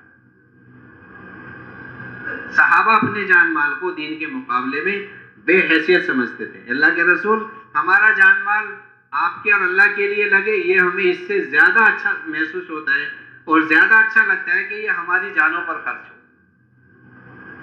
کام سمجھ میں آ رہا تھا سب کی، ہر ایک کام کر رہے تھے، اس لیے سب نیت کرو انشاءاللہ اس کام کو اپنا کام سمجھ کر کریں گے کہ یہ ہماری ذمہ داری ہے، اس کے بغیر چارہ کار نہیں ہے۔ حضرت معلیہ صاحب رحمۃ اللہ علیہ فرمایا کرتے تھے دینی جد و جہد کے بغیر حالات کے تغیر کو سوچنا جنون اور پاگل پن ہے۔ کہ حالات متغیر ہو جائیں، کہ حالات متغیر ہوں گے دینی کوششوں کے ساتھ. جیسی دینی کوششیں ہوں گی، حالات متغیر جب ہوں گے، جب ہم اللہ کے لیے قربانی دے رہے ہوں گے، جب ہم اللہ کے راستے میں مجاہدے کر رہے ہوں گے، اور ہمارے گھروں پر ہماری عورتیں ایسے رہ رہی ہوں گی جیسے بیوہ عورتیں رہتی ہیں، حالانکہ وہ بیوہ نہیں ہوں گی. ہمارے بچے گھروں پر ایسے رہ رہے ہوں گے جیسے یتیم رہتے ہیں، حالانکہ وہ یتیم نہیں ہوں گے. لوگوں کے بچے چیزوں میں لگے ہوئے ہوں گے اور یہ حسرت کی نگاہوں سے دیکھ رہے ہوں گے. ان کی آہیں، ان کی حسرتیں، ان کی بیویوں کا رونا اور ان کی بچوں کا رونا، یہ ہدایت کے فیصلے اللہ کی طرف سے کرائیں گے، اور پھر حالات متغیر ہوں گے، پھر حالات تبدیل ہوں گے. ان بچوں کی قربانیوں پر، ان عورتوں کی قربانیوں پر کہ جن کے شوہر موجود ہیں اس کے باوجود بیواؤں کی طرح زندگی گزاریں، کہ جن کے ماں باپ موجود ہیں لیکن وہ بچے یتیموں کی طرح زندگی گزار رہے ہیں. حضرت مولانا یوسف صاحب رحمۃ اللہ علیہ فرمایا کرتے تھے ایک جماعت قیامت میں ایسی ہوگی کہ اللہ تبارک و تعالیٰ وہ جماعت ہوگی کہ جن کی دینی محنت کرنے کی وجہ سے، جن کی تمنائیں، جن کی خواہشیں، ان کے بیوی بچوں کی خواہشیں ان کے سینوں میں دفن ہو گئی ہوں گی، اور وہ اللہ کے دین کی محنت کرتے کرتے اللہ سے مل گئے ہوں گے. اللہ تعالیٰ قیامت کے دن یوں کہیں گے کہ ان کو میدان محشر سے ہٹا دو، ان کے سامنے مجھے حساب لیتے ہوئے شرم آتی ہے. میرے عزیز و بزرگوں، ابھی تو ہم نے کام کو سمجھا ہی نہیں ہے، اور حقیقت یہ ہے کوئی بات بغیر کرے سمجھ میں آتی نہیں ہے. کوئی بات محنت کیے بغیر سمجھ میں نہیں آتی. حضرت مولانا صاحب رحمۃ اللہ علیہ فرمایا کرتے تھے جس راہ کی ذلت نہیں جھیلو گے اس راہ کی عزت ہرگز نہیں پا سکتے. پہلے تو قربانیاں دینی پڑیں گی، پہلے تو مجاہدے کرنے پڑیں گے، مجاہدے کرنے پڑیں گے، تو وہ جماعت بغیر حساب کتاب کے جنت کی طرف چل دے گی. تو راستے میں فرشتے پوچھیں گے ارے ابھی تو حساب کتاب بھی نہیں ہوا، تم کہاں جا رہے ہو؟ تو وہ جماعت یوں کہے گی اللہ نے ہمیں دیا کیا تھا جس کا حساب لیں گے؟ فرشتے کہیں گے اللہ یہ یوں کہہ رہے ہیں کہ یہ ٹھیک کہہ رہے ہیں، ان کا راستہ چھوڑ دو، انہیں جنت میں جانے دو، انہیں جنت میں جانے دو. اس لیے میرے عزیزوں بزرگوں، کام سمجھ میں آئے گا کام کرنے سے، نہ دیکھنے سے نہ پڑھنے سے. صرف دیکھنے سے آدمی سائیکل چلاتے ہوئے کسی کو دیکھتا رہے تو کتنے دن میں سیکھ جائے گا؟ کیوں جی سیکھ جائے گا؟ کہ آدمی نے دیکھا ایک آدمی سائیکل چلا رہا ہے اور یہ جانتا نہیں، سیکھ جائے گا؟ نہیں سیکھے گا. ایک آدمی نماز کے فن کو پورا جانتا ہے، نماز کے مسائل، لیکن نماز پڑھے نا، آ جائے گی نماز کہ یہی غلطیاں کرے گا نماز میں. کہ نماز کو تو سیکھنا پڑے گا، اس کی تو مشق کرنی پڑے گی. اس لیے ہم سب نیت کریں کہ جو نظام جس وجہ سے ہمیں یہاں بلایا گیا ہے، ہم انشاءاللہ اس کام کو اپنا کام بنائیں گے، اور اللہ کے دین کے مقابلے میں اپنی جانوں کو اور اپنے مالوں کو بے حیثیت سمجھیں گے. کیا کریں گے؟ ابھی مفتی صاحب مرکز میں بتا رہے تھے کہ صحابہ اللہ کے راستے میں نکلتے تھے تو 3 گنا زیادہ خرچ لے کر نکلتے تھے. ایک صحابی تو 300 اونٹ لے کر نکلتے، 300 اونٹ اللہ کے راستے میں. 100 اونٹ تو مال سے لدے ہوئے ہوتے تھے، اور 100 اونٹ ہدیے کے لیے ہوتے تھے، کسی کو دے دیں گے، کوئی کمزور مل جائے گا. اور 100 اونٹ اور لے کر چلتے تھے، اور لوگوں کو کھلاتے پلاتے خرچ کرتے، اس طرح چلا کرتے تھے. تو اس لیے ہم اپنی جان مال کو اللہ کے دین کے لیے بے حیثیت سمجھ کر لگانا ہے. سب لگائیں گے انشاءاللہ. اب یہ جو ہمارے نظام بنا ہے، اس نظام کے ہم پابند ہیں، جو مشورے میں طے ہو گیا ہے، ہم انشاءاللہ اس کو پورا کریں گے. یہ جو کام بتائے گئے ہیں یہ بہت اہم کام ہیں، ان کی افادیت بہت زیادہ ہے. جب محنت کریں گے آپ لوگ بھی محسوس کرتے ہوں گے، اور محسوس پھر کریں گے بھی، محسوس کریں گے بھی. ہمارے یہاں مدرسے میں جو طلبہ جماعت کا کام میں لگے رہتے ہیں، حالانکہ جو طلبہ ایسا نہیں ہے کہ نیک تو سبھی ہوتے ہیں، لیکن ایک ساتھی عوام میں سے یہ کہنے لگا کہ مولانا جو یہ بچے آپ کے ساتھ جاتے رہتے ہیں جماعت میں اور جو نہیں جاتے، کیونکہ مشورے میں جماعت بندی میں مسجد میں بیٹھے ہوئے لوگ دیکھتے رہتے ہیں، کہنے لگے ان کے اور ان کے رہن سہن میں زمین آسمان کا فرق ہے، ان کے انداز میں اور جو آپ کے ساتھ نہیں جاتے ہیں ان کے انداز میں زمین آسمان کا فرق ہے، زمین و آسمان کا فرق ہے۔ یہ محنت ایسی محنت ہے، یہ محنت ایسی محنت ہے، حالانکہ کہنے کی بات نہیں ہے۔ 24 گھنٹے کے اندر، صرف ہم تو کہتے ہیں کہ 24 گھنٹے ہیں، 24 گھنٹوں کے اندر ہم نے زندگیوں کو پلٹتے ہوئے دیکھا، زندگی پلٹ گئی۔ کئی سارے لڑکے ایسے ہیں جو اللہ کے راستے میں صرف 24 گھنٹے لگائے انہوں نے، آج اپنے علاقوں کے ذمہ دار ہیں۔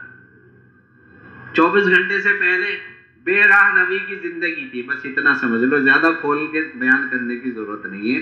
آپ حضرات بھی مدارس سے گزرے ہوئے ہیں اور کس انداز میں ہم لوگ وہاں رہتے ہیں وہ سب بھی جانتے ہیں، اس لیے اس کو بیان کرنے کی ضرورت نہیں، اتنے لفظ سے سب کچھ سمجھ لو کہ 24 گھنٹے سے پہلے بے راہ روی کی زندگی تھی، اور جب ہمارے ساتھ 24 گھنٹے میں گئے اور 24 گھنٹے کے اندر زندگی پوری تبدیل، سنتوں کا اہتمام، دسترخوان کا اہتمام اور گنگناہٹ ختم۔ گنگناہٹ تو سمجھ رہے نا، گنگناہٹ ختم، ذکر آ گیا۔ آج اپنے ضلع کے بڑے ذمہ داروں میں کائیں کی برکت سے جی؟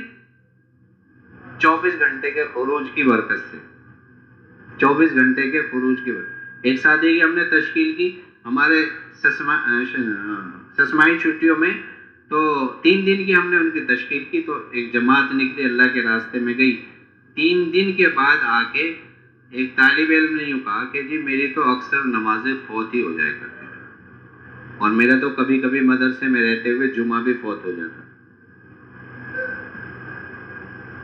بہت ہے، معذرت کے ساتھ میں بیان کر رہا ہوں کہ تاکہ کسی کو برا نہ لگے، لیکن اس کے بعد 3 دن کے بعد صف اول کا نمازی بنا،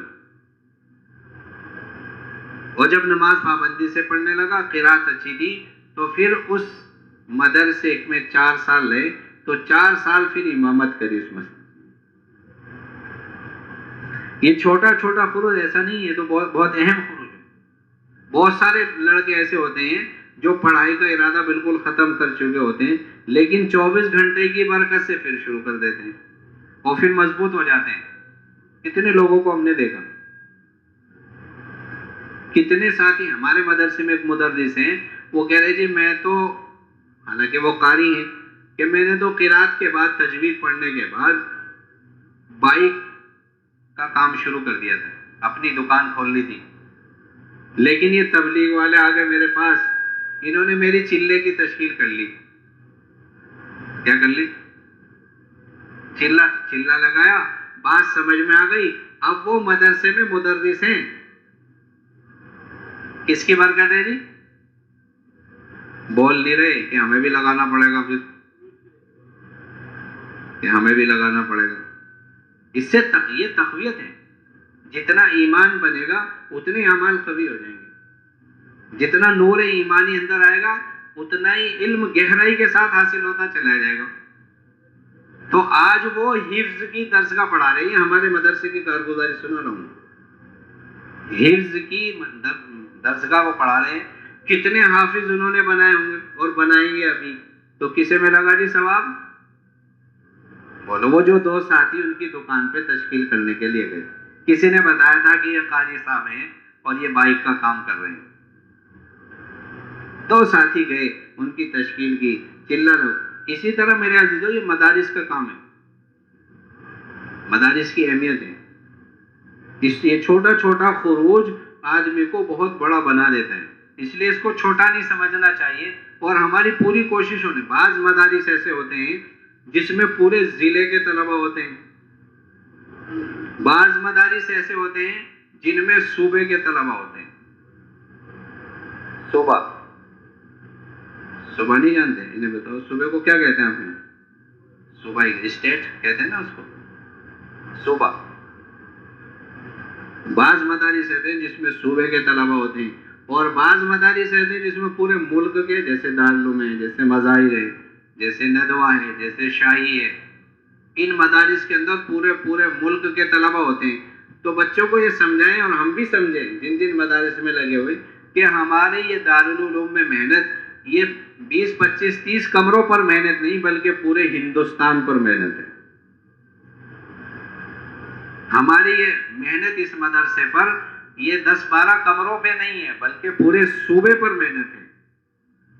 یہاں کے پڑھنے والے طلبہ جب دائی بن جائیں گے اور اپنے اپنے علاقوں میں جائیں گے تو اپنے علاقوں میں کام کریں گے، گویا کہ صوبوں میں کام اٹھ جائے گا۔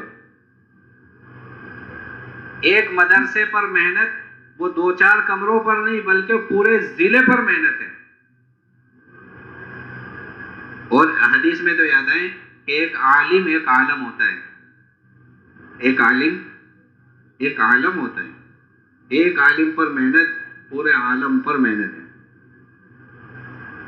ایک عالم کی موت پورے عالم کی موت، پورے عالم کی موت ہے۔ تو اس لیے ایک عالم پورے عالم کے لیے کافی ہو جاتا ہے۔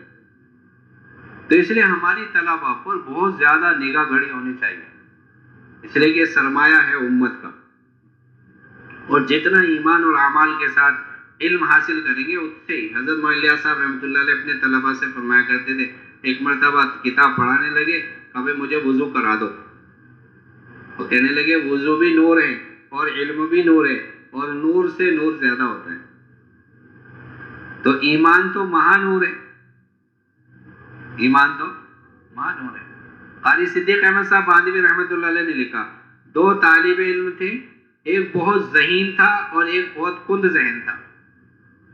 جو ذہین تھا وہ تو کچھ نہ بن سکا، اور جو کند ذہن تھا وہ زمانے اپنے علاقے کا مفتی بن گیا۔ ظاہر سی بات ہے، تعجب کی بات ہے، بھئی ایسا کیسے ہو گیا؟ یہ دماغدار آدمی محروم رہ گیا اور بے دماغ آدمی مفتی بن گیا۔ لوگوں نے جب مدرسے کی زندگی کو دیکھا تو یہ پایا کہ جو کند ذہن تھا اس نے مدرسے کی زندگی سنت کے مطابق رہ کر گزاری۔ کیسے گزاری؟ اس لیے ہر جگہ علم میں رہتے ہوئے بھی، مدارس میں رہتے ہوئے بھی، دعوت میں رہتے ہوئے بھی آپ علیہ السلام کا طریقہ زندگی میں ہونا از حد ضروری ہے۔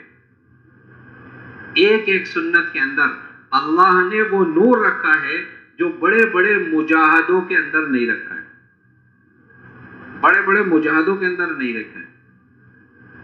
اللہ تعالیٰ نے ایک ایک ہمارے اندر سنتوں کی احیاء کا ایسا جذبہ پیدا ہو جائے، اور یہ جب پیدا ہوگا کہ جب ہم محنت کریں گے اپنے ایمان کو بنائیں گے۔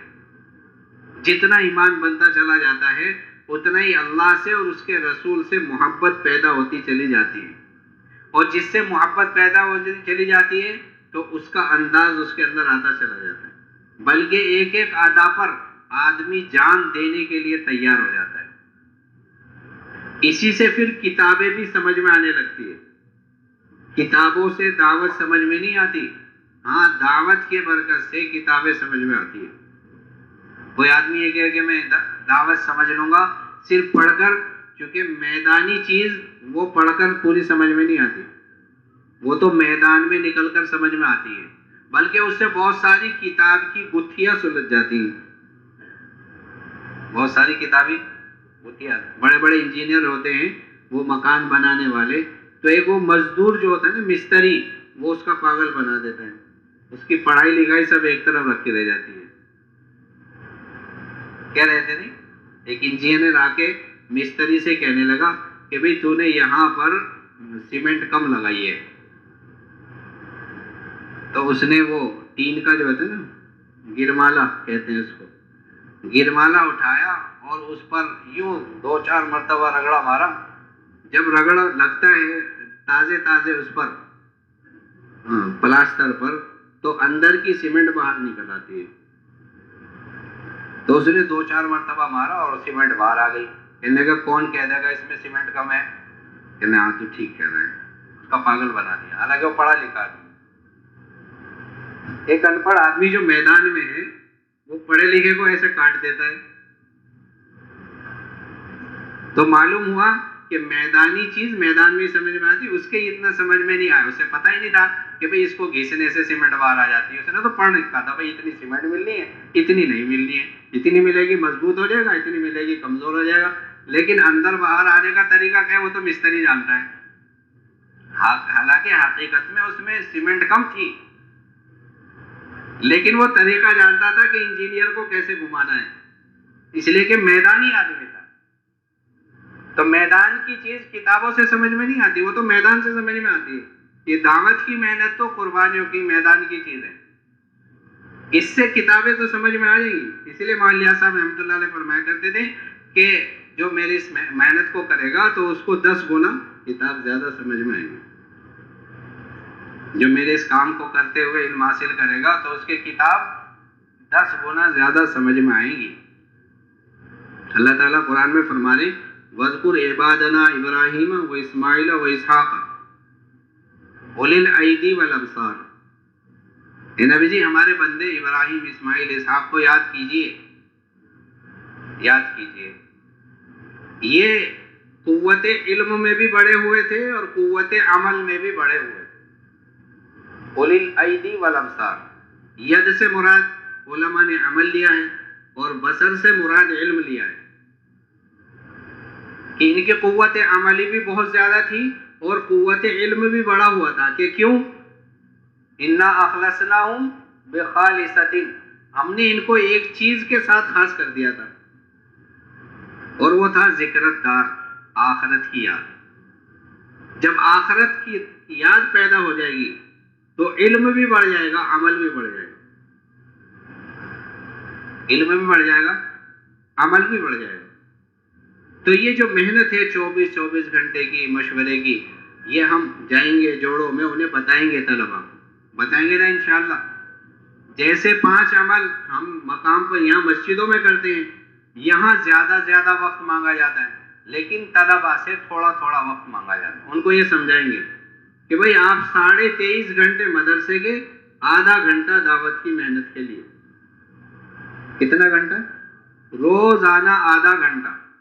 23 گھنٹے آپ کے اپنے ہیں، تعلیم کے لیے، ضروریات کے لیے، نمازوں کے لیے 23.5 گھنٹے، اور دعوت کی مبارک محنت کے لیے صرف آدھا گھنٹہ ہمیں دے دو۔ 10 منٹ مشورہ، 10 منٹ کی تعلیم اور 10 منٹ کی ملاقات، اس سے زیادہ نہیں۔ حالانکہ مدرسوں کی بہت کمزور ملاقات ہیں، یعنی تھوڑی ملاقاتیں، لیکن اس کے اندر ہی سال والا عملہ ملتا ہے، چلے والا عملہ ملتا ہے، 24 گھنٹے والا عملہ ملتا ہے۔ یہ 24 گھنٹے سال چلہ اس 10 منٹ کی ملاقات سے ملے گا۔ ان کو ترتیب ساری بتاؤ، مشورہ ایسے وقت میں ہو جیسے عصر کے بعد ہو سکتا ہے، عشاء کے بعد ہو سکتا ہے، تعلیم جیسے فجر کے بعد ہو سکتی ہے، عصر کے بعد ہو سکتی ہے۔ تعلیم میں یہی ہماری کتابیں ہوں، ایک دن منتخب ہو اور ایک دن فضائل اعمال ہو، یا ایک دن فضائل صدقات ہو، 3 دن لے لو، 10 منٹ کی صرف تعلیم ہوگی۔ اپنے مشورے سے تعلیم کرنے والا طے ہوگا، اور پھر مشورہ بھی کریں ساتھی۔ ہم جو کام کریں گے طلبہ وہ احاطے کے اندر ہی کریں گے، احاطے کے باہر نہیں کریں گے۔ یہ جو ملاقاتیں کریں گے احاطے کے اندر کریں گے، چاہے 2 کمرے ہوں، چاہے 2 کمرے ہوں، انہیں کو تقسیم کریں۔ اور ایسا تو ہے نہیں، کمرے تو بہت ہیں، اور کم سے کم 15-16 تو طلبہ ہیں ہی، کہیں بھی اگر ہیں تو 2 ساتھی اگر محنت کرنے والے روزانہ ایک ملاقات کر لیں، اور اپنی ملاقات سے جماعت تیار کریں۔ ایسا نہیں جیسے مفتی صاحب کل فرما رہے تھے کہ بھئی ایسا نہیں ان کو پابند بنا دیا جائے رمضے کی طرف سے اصول کہ بھئی تمہیں کرنا ہی کرنا ہے۔ ہم نے قصہ سنا کہ حضرت مولانا میاں ندوی رحمۃ اللہ علیہ، مولانا یوسف صاحب رحمۃ اللہ علیہ سے کہا کہ ہم یہ اصول بنا رہے ہیں کہ آدمی جب سال لگا دے گا تب ہم اسے سند دیں گے، اس سے پہلے سند نہیں دیں گے، تاکہ ہر فارغ ہونے والا ندوے سے سال لگائے۔ حضرت نے فرمایا پھر تو وہ سند کے لیے سال لگائیں گے۔ کس کے لیے لگائیں گے؟ پھر تو وہ سند کے لیے سال لگائیں گے۔ اب جو 24 گھنٹے لگا رہے وہ اس وجہ سے لگا رہے کہ معتمم صاحب ناراض ہو جائیں گے اگر نہیں گئے تو، بلکہ وہ ان کے اندر خود جذبہ پیدا ہو، خود اپنے ساتھی انہیں محنت کر کے لے جائیں. اور بہتر بات ہے کہ اساتذہ بھی باری باری جائیں 24 گھنٹے، اساتذہ بھی جائیں. ہم بھی جاتے ہیں 24 گھنٹے میں طلباء کے ساتھ، اور کبھی ہم ذمہ دار ہوتے ہیں، کبھی ہمارا طالب علم ذمہ دار ہوتا ہے. تو اصلاح بڑھیا ہوگی نہیں ہوگی؟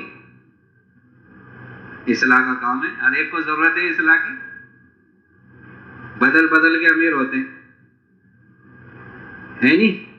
ہاں، اس لیے مولانا صاحب رحمۃ اللہ علیہ فرمایا کرتے تھے کہ جیسے استاد کے لیے طلباء کی رعایت ہے، اسی طرح طلباء کے لیے اساتذہ کا احترام ضروری ہے. اور جب اللہ کے راستے میں نکلو گے تو یہ ساری چیزیں مل جاتی ہیں، عمل، امارت، استاد، شاگرد، سب کے آداب، رعایت سب ضروری ہے.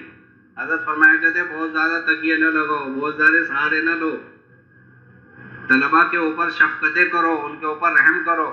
اور شفقت یہی ہے، قاری صدیق احمد صاحب بانوی رحمۃ اللہ علیہ سے جس نے پڑھا، انہوں نے ہمیں بتایا کہ حضرت نے پہلے اپنے علاقے میں جا کر چوڑی کا کام کیا تاکہ عورتوں کے دلوں میں اپنا اعتماد بحال کیا جائے کہ آدمی نیک آدمی ہے اور میرے اوپر اعتماد ہو جائے. ان کے شاگرد نے ہمیں بتایا، اب تو وہ بوڑھے ہو گئے، لیکن حضرت کے شاگرد نے اپنی کارگزاری سنائی. اس وقت ہم تعلیم حاصل کر رہے تھے، وہ ایک چندہ کرتے کرتے وہاں پہنچے، تو ہم نے ان سے کہا جی کچھ کارگزاری حضرت کی سنا دو. تو انہوں نے کارگزاری سنائی کہ حضرت نے پہلے اپنے علاقے میں چوڑے کا کام کیا، بدعت بہت تھی، تاکہ وہاں پر عورتوں کے دلوں میں اعتماد پیدا ہو. جب اعتماد پیدا ہو گیا تو پھر عورتوں سے بچوں کو مانگا کہ مجھے اپنے بچے مجھے دے دو. بچے دے دیے. تو حضرت جمعے کے دن پورے ہفتے ہمیں پڑھایا کرتے تھے اور جمعے کے دن ہمیں لے کر ندی پر جایا کرتے تھے. کہیں پر جایا کرتے تھے؟ ندی پر. اور حضرت جو ہمارے کپڑوں پر صابن لگاتے تھے اور ہمیں پتھر پہ مار کے کہتے تھے ایسے ایسے مارو، ایسے ایسے مارو، ایسے ایسے مارو، کہ ہم سارے بچے اپنے کپڑے دھوتے تھے. اور جہاں گہرا پانی ہوتا تھا وہاں حضرت خود کھڑے ہو جایا کرتے تھے، اور جہاں تھوڑا پانی ہوتا تھا وہاں ہمیں کہا کرتے تھے بچوں نہا لو. اور پھر ہمارے بدنوں پر حضرت صابن لگایا کرتے تھے. ہے کوئی استاد ہم میں سے ایسا؟ ہم نے اپنا بچہ نہ نہلایا ہوگا آج تک. اپنا تو نہلا دیں، خیر ڈر زیادہ ہوتا ہے، اپنا تو نہلا ہی دیں ہم لوگ. کبھی کبھی ڈر بھی تو لگے کہ اگر نہ نہلایا تو گڑبڑ ہو جائے گی. تو حضرت کہتے ہیں حضرت ہم سب کو نہلایا کرتے تھے، سب کو نہلاتے، سب کے کپڑے دھلاتے، پھر ہمیں مدرسے میں لے کر آتے. اس طرح اس علاقے کا ارتداد ہٹا ہے. ایسے ہوتی ہے محنت. آج ہماری زندگی سے محنتیں نکل گئی، ہم راحتوں کے عادی ہو گئے. حضرت مولانا سید احمد خان صاحب مکی رحمۃ اللہ علیہ فرمایا کرتے تھے بڑھاپے میں اور کمزوری کے زمانے میں راحت اور آرام کا عادی ہونا یہ بہت خطرناک گھاٹی ہے. مطلب ہر حال میں آدمی کو محنت ہی کرنی ہے، کمزوری کے عالم میں بھی، بڑھاپے کے عالم میں بھی آدمی کرتا رہے. جیسے صحابہ کہتے تھے بھائی کرتے کرتے مرنا ہے، اور مرتے مرتے تو 30 منٹ روزانہ طلباء سے مانگنی ہے. کتنی مانگنی ہے؟ 30 منٹ. یہ بتانا ہے طلباء کو کہ بھئی تمہارا کام روزانہ 30 منٹ دینے کا ہے. اس 30 منٹ میں مشورہ کر لو آج کس سے ملاقات ہوئی ہے، کل کس سے ہوگی. ملاقات کا وقت عصر کے بعد ہو سکتی ہے، دوپہر میں چھٹی کے بعد ملاقاتیں ہو سکتی ہے، عشاء کے بعد جب تعلیم سے فراغت ہو جائے تب ملاقات ہو سکتی ہے. ملاقات زیادہ نہیں کرنی، ایک آدھ ملاقات کرنی ہے. کمرے میں بھی ہو سکتی ہے.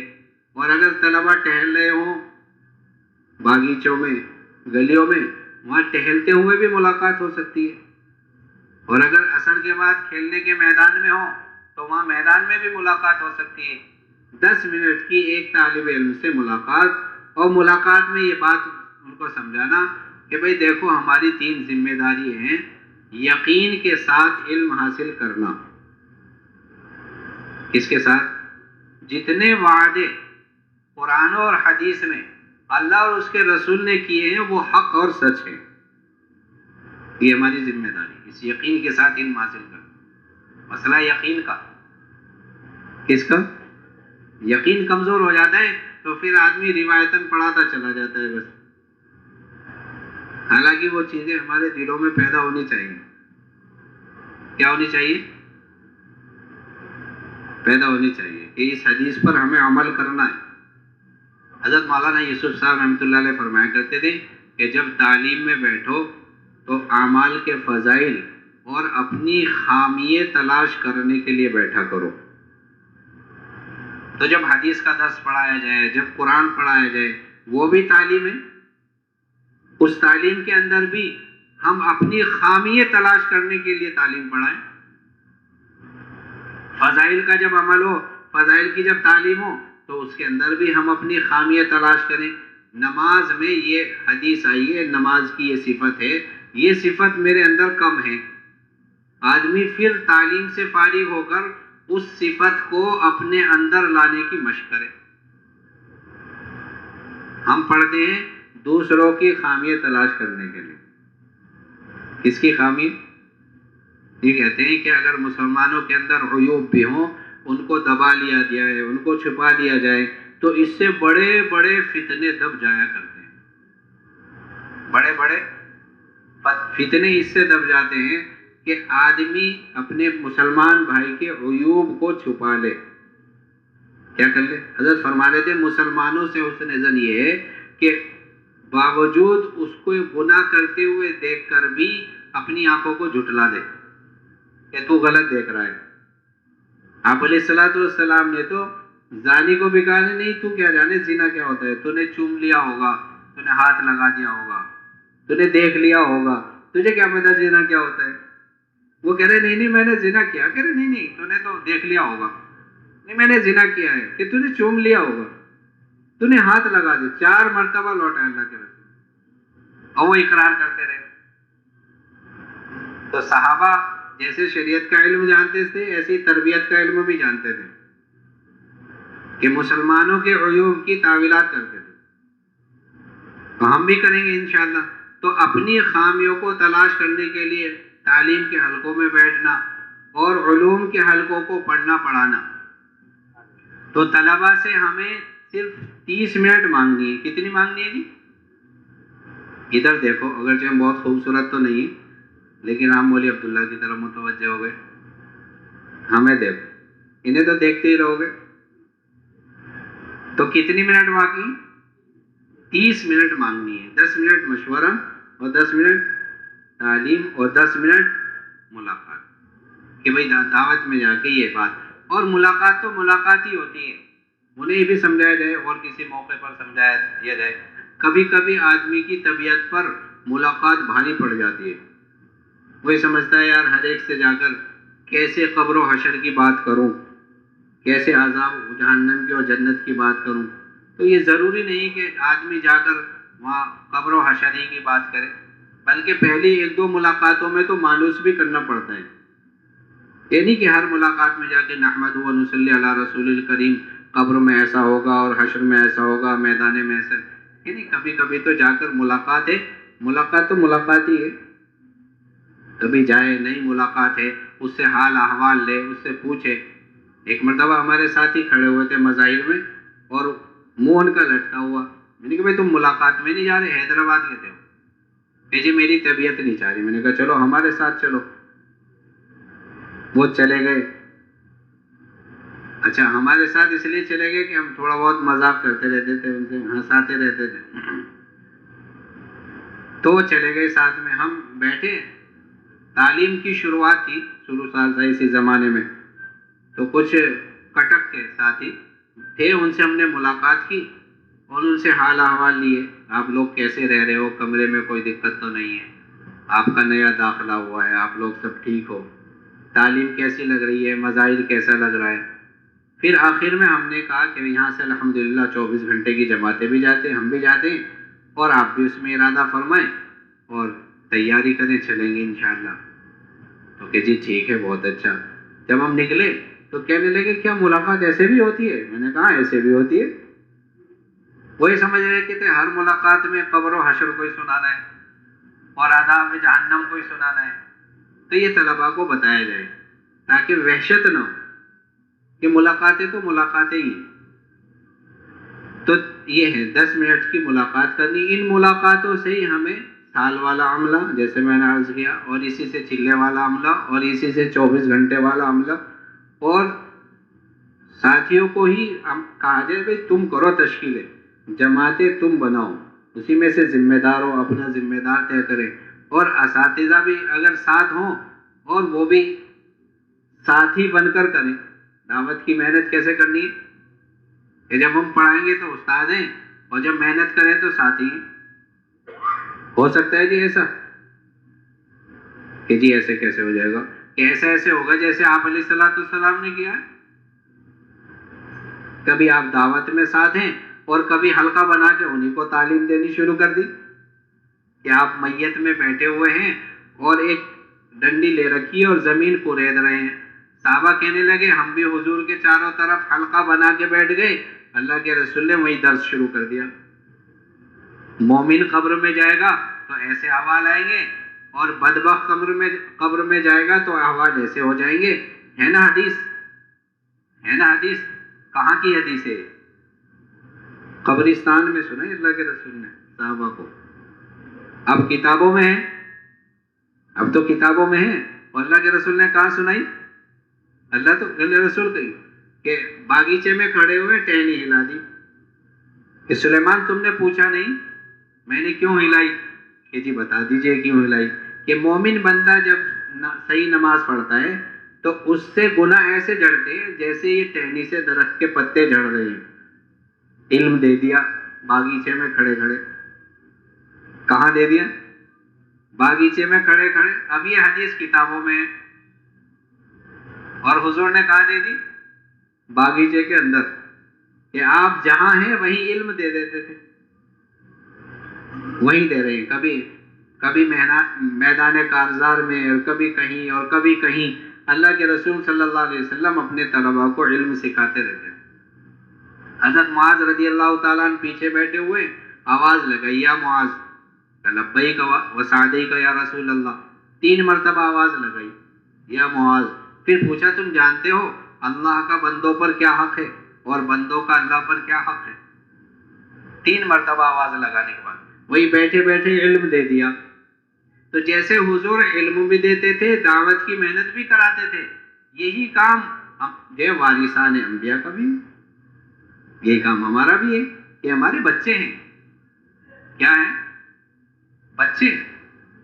ایسا نہیں ہے کہ ہم ان کے ساتھ نہیں بیٹھ سکتے۔ آپ علیہ الصلوۃ والسلام کو تو حکم ہو رہا ہے کہ آپ ان کے مذاکرے میں بیٹھیں، کہ مجھے حکم ہوا ہے۔ تم کیا کر رہے ہو؟ کہ ہم تو اللہ کا ذکر کر رہے ہیں۔ کہ اچھا مجھے حکم ہوا ہے کہ میں تمہارے ساتھ بیٹھوں، میں تمہارے ساتھ بیٹھوں۔ تو ہم بھی بیٹھ سکتے ہیں، ہم بھی محنت کر سکتے ہیں۔ کہتے ہیں جب پڑھائیں تو اساتذہ کی سیٹ پہ بیٹھ جائیں، اور جب محنت کریں تو ساتھی بن کر محنت کر لیں گے جی انشاءاللہ۔ اس سے ہمارے اندر تواضع پیدا ہوگی۔ 24 گھنٹے بھی لگائیں، اور پھر سالانہ اپنے خروج کی ترتیب بھی بنائیں، اور اپنے طلباء کو ساتھ لے کر نکلیں اور ان کو کام سکھائیں۔ جیسے تعلیم سکھانا ہماری ذمہ داری ہے، اسی طرح کام سکھانا بھی ہماری ذمہ داری ہے۔ بتاؤ جی، علم تو حضور نے دیا صحابہ کو، اور کام کس نے دیا؟ کام کہاں سے سیکھا؟ کوئی بول ہی نہیں رہا کہ جی پتہ نہیں کہاں سے سیکھا۔ جیسے علم دیا ویسے ہی کام بھی دیا۔ جیسے علم دیا اپنے طالبان کو، جیسے حضور نے علم سکھایا ویسے ہی محنت بھی سکھائی۔ کیا سکھائی؟ کہ تم فلاں علاقے میں جاؤ اور وہاں محنت کرنا، اور دیکھو محنت ایسے کرنا۔ کیوں جی ہے نہیں کتابوں میں۔ ہم سمجھتے ہیں کہ صرف پڑھنے کے لیے، کہ نہیں، یہ سیکھنے کے لیے۔ کس کے لیے ہے؟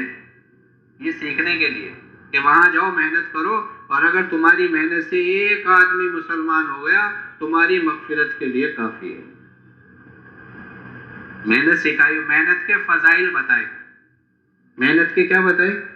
فضائل بتائے۔ ایک صحابی پیدل چل رہے اپنی اونٹ سے اور کہنے لگے کہ بھائی تم پیدل، امیر نے کہا تم پیدل کیوں چل رہے ہو؟ کہ نہ میری اونٹنی کمزور ہے نہ بیمار ہے، لیکن میں نے اللہ کے رسول صلی اللہ علیہ وسلم سے سنا کہ جب ہم پیدل، کہ اللہ کے راستے کی دھول جنتیوں کی زینت ہے، جنتیوں کی زینت ہے، اس لیے میں تو پیدل چل رہا ہوں۔ پھر امیر صاحب آگے گئے، جماعت سے بالکل آگے، اور وہاں جا کے زور سے ان کا نام لے کر صحابی کا کہا بھائی تم پیدل کیوں چل رہے ہو؟ تو وہ بھی سمجھ گئے کہ امیر صاحب وہ فضیلت جو حضور نے بتائی تھی سارے مجمع کو سنانا چاہتے ہیں، سارے مجمع انہوں نے بھی زور سے بتائی کہ جو جسم، یہ تھی اور یہ ہے کہ جو جسم اللہ کے راستے میں گرد آلود ہو جائے اس جسم پر جہنم کی آگ حرام ہو جاتی ہے۔ سارے صحابہ اپنی اونٹوں سے نیچے اتر آئے۔ تو جیسے اللہ کے رسول صلی اللہ علیہ وسلم نے علم دیا، اسی طرح کام بھی سکھایا، اور کام کی افادیت ہم سب کے سامنے، کام کا فائدہ ہم سب کے سامنے۔ اللہ کا کرم ہے، اللہ کا احسان ہے کہ ایک ایک آدمی علاقوں کی ہدایت کا ذریعہ بن رہا ہے۔ کیا بن رہا ہے؟ کیا بن رہا ہے جی؟ ہدایت کا ذریعہ بن رہا ہے۔ اور حدیث میں آتا ہے کہ جو ہدایت کا ذریعہ بنے اس کے لیے خوشخبری ہے، وہ بڑی خرابی اس شخص کے لیے جو گمراہی کا ذریعہ بنے۔ اس کا ذریعہ کہ ہم طلباء کی رکاوٹ کا ذریعہ بنے اللہ کے راستے میں نکلنے سے۔ بھئی طلباء اللہ کے راستے میں جائیں گے، فجر کی نماز جماعت سے پڑھیں گے، اللہ اس کے رسول کی بات کریں گے، اللہ کے بندوں کو اللہ کی بات سنائیں گے، تو صحیح ہے غلط ہے؟ اپنے گھر میں جائیں گے، امی کا ابو کا موبائل لے لیں گے، فجر غائب ہو جائے گی، جمعہ سستی میں ہو جائے گا، عصر بھی ٹال مٹول کرتے ہوئے آئیں گے۔ یہ اچھا ہے وہ اچھا ہے؟ بول نہیں رہے کہ جی پتا ماری کام ہے، مجاہدے کا کام ہے، وہ موبائل دیکھنا تو بہت آسان کام ہے، اتنی اچھی اچھی چیزیں نظر آتی ہیں کہ نہیں، اللہ اس کے رسول کی بات اچھی ہے، اور فجر کی نماز جماعت سے پڑھنا اچھا ہے، اور لوگوں کو دین کی طرف بلانا یہ اچھا ہے۔ اللہ تعالیٰ خود فرما رہے ہیں کہ اس سے بہتر بات کسی کی ہو ہی نہیں سکتی جو اللہ کے بندوں کو اللہ کی طرف بلا رہا ہو، اور نیکی اور برائی برابر نہیں ہو سکتے، نیکی اور برائی یہ برابر نہیں ہو سکتے۔ تو نماز چھوڑنا نماز پڑھنا برابر ہو جائے گا؟ بولو جی۔ دنیا کے گندے احوال کو دیکھنا اور اللہ کے بندوں کو اچھائی کی دعوت دینا کیسے برابر ہو جائے گا؟ وہ تو کہیں بھی برابر نہیں ہو سکتا۔ اس لیے سب نیت کریں کہ انشاءاللہ ہم محنت کریں گے، اپنے اپنے مدارس کے طلباء کو داعی بنا کر نکالیں گے۔ بہت کمزور سی انشاءاللہ، ناشتہ تو اچھا کرایا، یہ زیادہ ٹائم ہو گیا کہ جی سونے کے بعد وہ ہضم ہو جاتا ہے۔ چلیے اب تیار ہو رہا ہے کھانا، تو اس کے لیے سب نیت کرو کہ انشاءاللہ ہم اس کی ترتیب، اب 24 گھنٹے کی ترتیب بنانی ہے، 24 گھنٹے بھی اپنے مسجد کے مشورے سے لے جانا ہے۔ کیا کرنا ہے؟ یہاں سہ روزہ جماعتیں کب نکلتی ہیں؟ کون سے دن نکلتی ہیں؟ جمعرات کو، کہیں جمعرات کو، جہاں مدارس ہیں اگر وہ ساتھی اپنی جماعتیں جمعرات کو نکال لیں تو اگر 2-4 طلبہ بھی نکل لیں ان کا بھی بھلا ہو جائے گا۔ 24 گھنٹے کے لیے عمومی جماعت میں جڑ کر 24 گھنٹے لگا دیں گے، اور ہمیں بھی ان کو کام سکھانے کا ثواب ملے گا۔ جیسے میں نے ابھی عرض کیا، ایک آدمی کی تشکیل کی 2 ساتھیوں نے، اور آج وہ مدرس ہے مدرسے میں، ورنہ تو انہوں نے اپنے بائک کا کام شروع کر دیا تھا۔ تو ہم جو محنت کریں گے، ہمارے ساتھی حضرت مولیہ صاحب رحمۃ اللہ علیہ فرمایا کرتے تھے کہ ہم تو کام کے اہل نہیں ہیں، ہم تو اصل کام کے اہل تو علماء اور طلباء ہی ہیں۔ حضرت فرمایا کرتے تھے ہماری ذمہ داری اس معنی کر اور بڑھ جاتی ہے کہ ہم نااہلوں کو اس کام کو اس کے اہل تک پہنچانا ہے،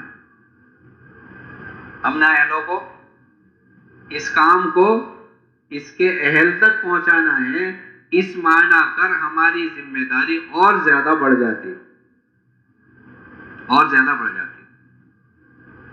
اب 24 گھنٹے کی جماعتوں کے لیے آسان طریقہ، مکمل جماعت مدرسے سے بن رہی ہے، بہت اچھا، فبیہا، اور اگر نہیں بن رہی ہے تو ہمارے ساتھی جو ذمہ داران آئے ہوئے ہیں یہ اپنے اپنے حلقوں میں اس کی فکر کریں گے کہ بھئی کس مدرسے سے 24 گھنٹے کے کتنے ساتھی نکل رہے ہیں. کہیں اگر پرانے ساتھی ہیں، چلہ لگا ہوا ہے، 4 مہینے لگے ہوئے، ایسے طلبہ مدرسے میں، ان کو ذمہ داری دے کر 24 گھنٹے میں جماعت کو بھیجا جائے.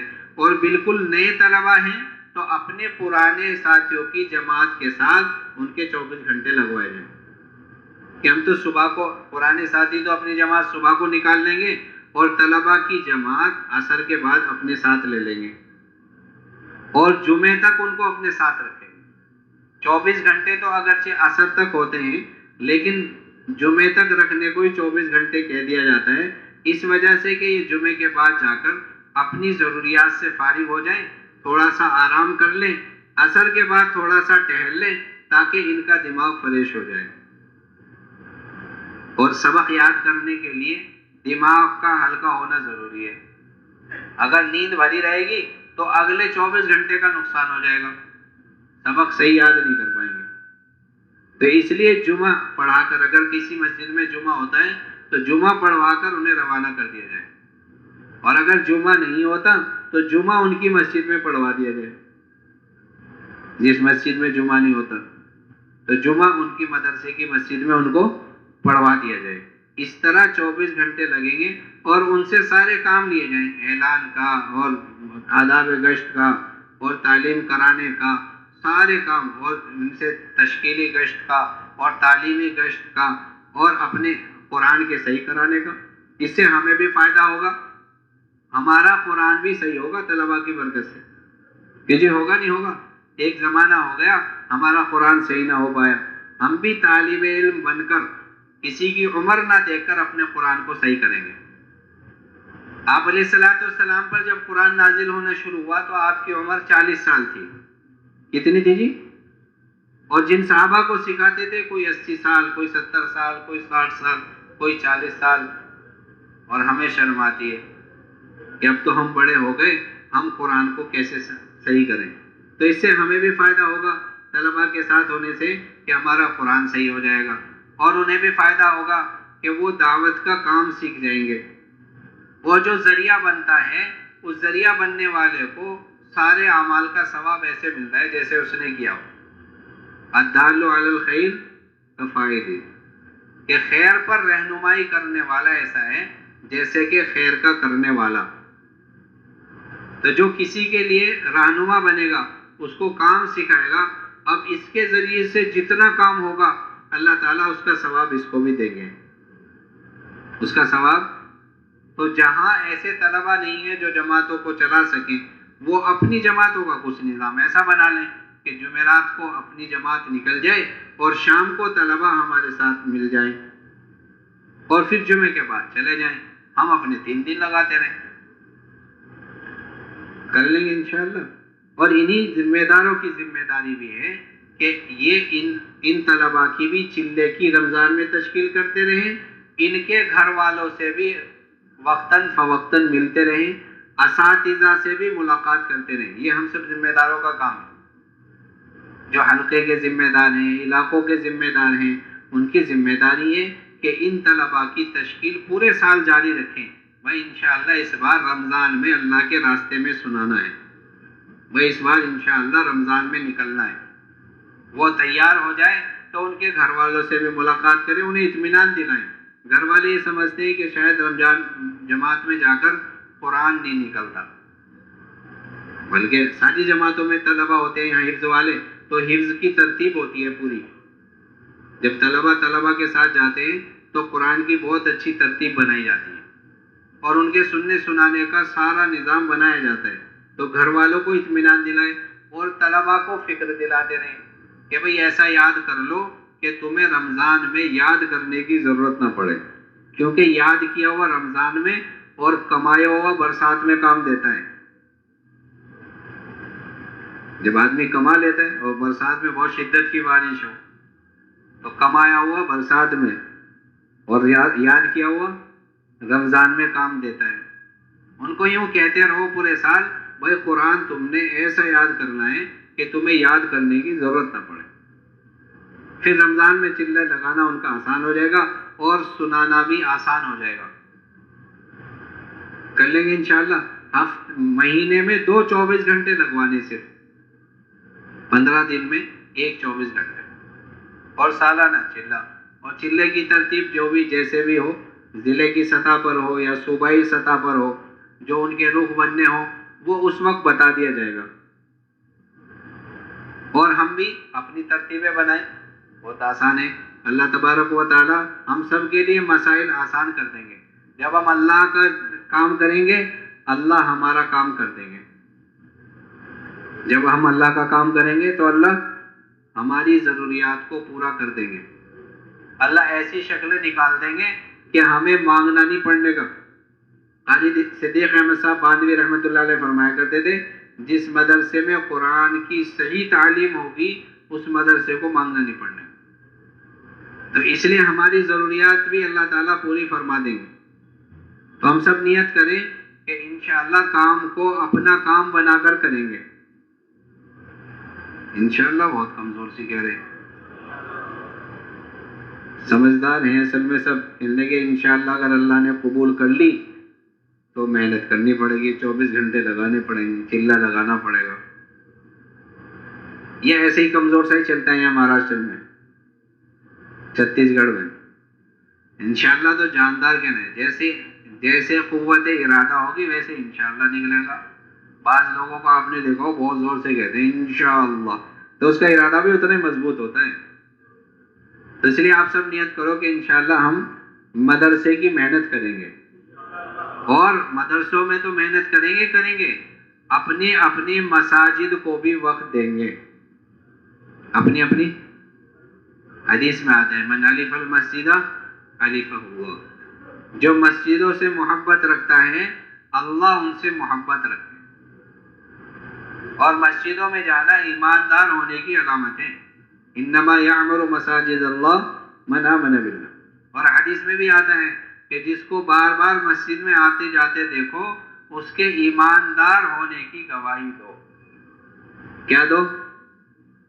اب جب اللہ ہم سے محبت کریں گے تو کیا مجال ہے کسی کی کوئی ہماری طرف آنکھ کو اٹھا کے دیکھ لے؟ دیکھ سکتا ہے کوئی؟ باپ کو بیٹے سے محبت ہے تو بیٹے کی طرف کوئی آنکھ اٹھا کر نہیں دیکھ سکتا. اگر کوئی آنکھ اٹھا کر دیکھے گا تو باپ اس کی آنکھ پھوڑ دے گا، اور اگر اس کی طرف انگلی اٹھا دی تو انگلی کاٹ دے گا. تو جب ہم اللہ کے گھروں کو آباد کریں گے تو کسی کی کیا مجال ہے کہ وہ ہماری طرف آنکھ اٹھا کر دیکھ لے؟ لوگ ہماری طرف آنکھ اٹھا کر اس وجہ سے دیکھ رہے ہیں کہ ہم نے اللہ کے گھروں کو آباد کرنا چھوڑ دیا ہے. بازار آباد ہیں، ہوٹل آباد ہیں، گھر آباد ہیں، اسٹیشن آباد ہیں. اگر غیر آباد ہیں تو مسجدیں ہیں جو آباد کرنے کی جگہیں تھیں. جو آباد کرنے کی جگہیں تھیں. تو کہتے ہیں مسجد میں خالی بیٹھے رہنا بھی نفع سے خالی نہیں. حدیث میں آتا ہے جو مسجد کو اپنا ٹھکانہ بنا لے گا اللہ فرما رہے کہ میں اس پر رحم کروں گا. اس پر رحم کروں گا، اس کو رحمت دوں گا، اپنی رضا نصیب کروں گا، جنت پل صراط کا راستہ آسان کروں گا اور اسے جنت میں داخل کر دوں گا. یہ مسجد کو اپنا ٹھکانہ بنانے والے کے فضائل ہیں. اور ایک عورت کا انتقال ہو گیا، آپ علیہ الصلوۃ والسلام نے فرمایا میں نے اسے جنت میں دیکھا ہے اس لیے کہ وہ مسجد میں صفائی کرتی تھی. کیا کرتی تھی؟ مسجد کی صفائی کی بنا پر اللہ تعالیٰ مغفرت کر رہے ہیں. اللہ کے رسول صلی اللہ علیہ وسلم نے فرمایا کہ وہ مسجد کا کوڑا کرکٹ ہٹایا کرتی تھی. ہم تو انتظار کرتے ہیں مؤذن صاحب کہیں. اگر ہم نے دیکھ لیا کچرا پڑا ہوا ہے تو کہ مؤذن صاحب ذرا ادھر یہ اٹھاؤ کچرا پڑا ہوا ہے نہیں کہ بھائی کیوں کہ جی تنخواہ لیتا ہے. ارے کچھ کام تو بغیر تنخواہ کے بھی کرنے چاہیے. کچھ کام تو اللہ کے لیے بھی کرنے چاہیے، نہیں کرنے چاہیے. تو مسجدوں کو وقت دینا ہے اور مسجدوں کو آباد کرنا ہے. کیا کرنا ہے؟ علماء کرام سے خاص طور سے درخواست ہے کہ اپنی اپنی مسجدوں کو وقت دیں. 2.5 گھنٹے 4 گھنٹے مسجدوں میں بیٹھیں اور اپنے ساتھیوں کے ساتھ مل کر محلوں میں محنت کرائیں. اور مسائل کا حلقہ قائم کریں. جس شخص کی جو ضرورت ہو اس کو اتنا اس کا دین دیں. کسی کے کلمہ یاد نہیں ہے تو اس کو کلمہ یاد کرائیں. کسی کو نماز یاد نہیں ہے تو اس کو نماز سکھائیں. جس کو نماز یاد نہ ہو اس کو نماز سکھائیں. نماز کا طریقہ نہیں آتا تو نماز کا طریقہ بتائیں. نماز کے مسائل نہیں جانتا تو نماز کے مسائل کہ ہم تعلیم بھی کریں گے, ہم ملاقات میں بھی جائیں گے, ہم دعوت بھی دیں گے, اور ان تمام کاموں کے ساتھ یہ کام بھی کریں گے. اپنے ساتھیوں کی نمازیں صحیح کرائیں گے, ان کو وضو کا طریقہ بتائیں گے, ان کو تیمم کا طریقہ بتائیں گے. ہم نے اپنے ساتھیوں کو بٹھا کر تیمم کا طریقہ بتا دیا, تیمم کے چند مسائل بتا دیے, تو یوں کہتے ہیں 1000 رکعت نفل کا ثواب مل گیا. کتنے کا؟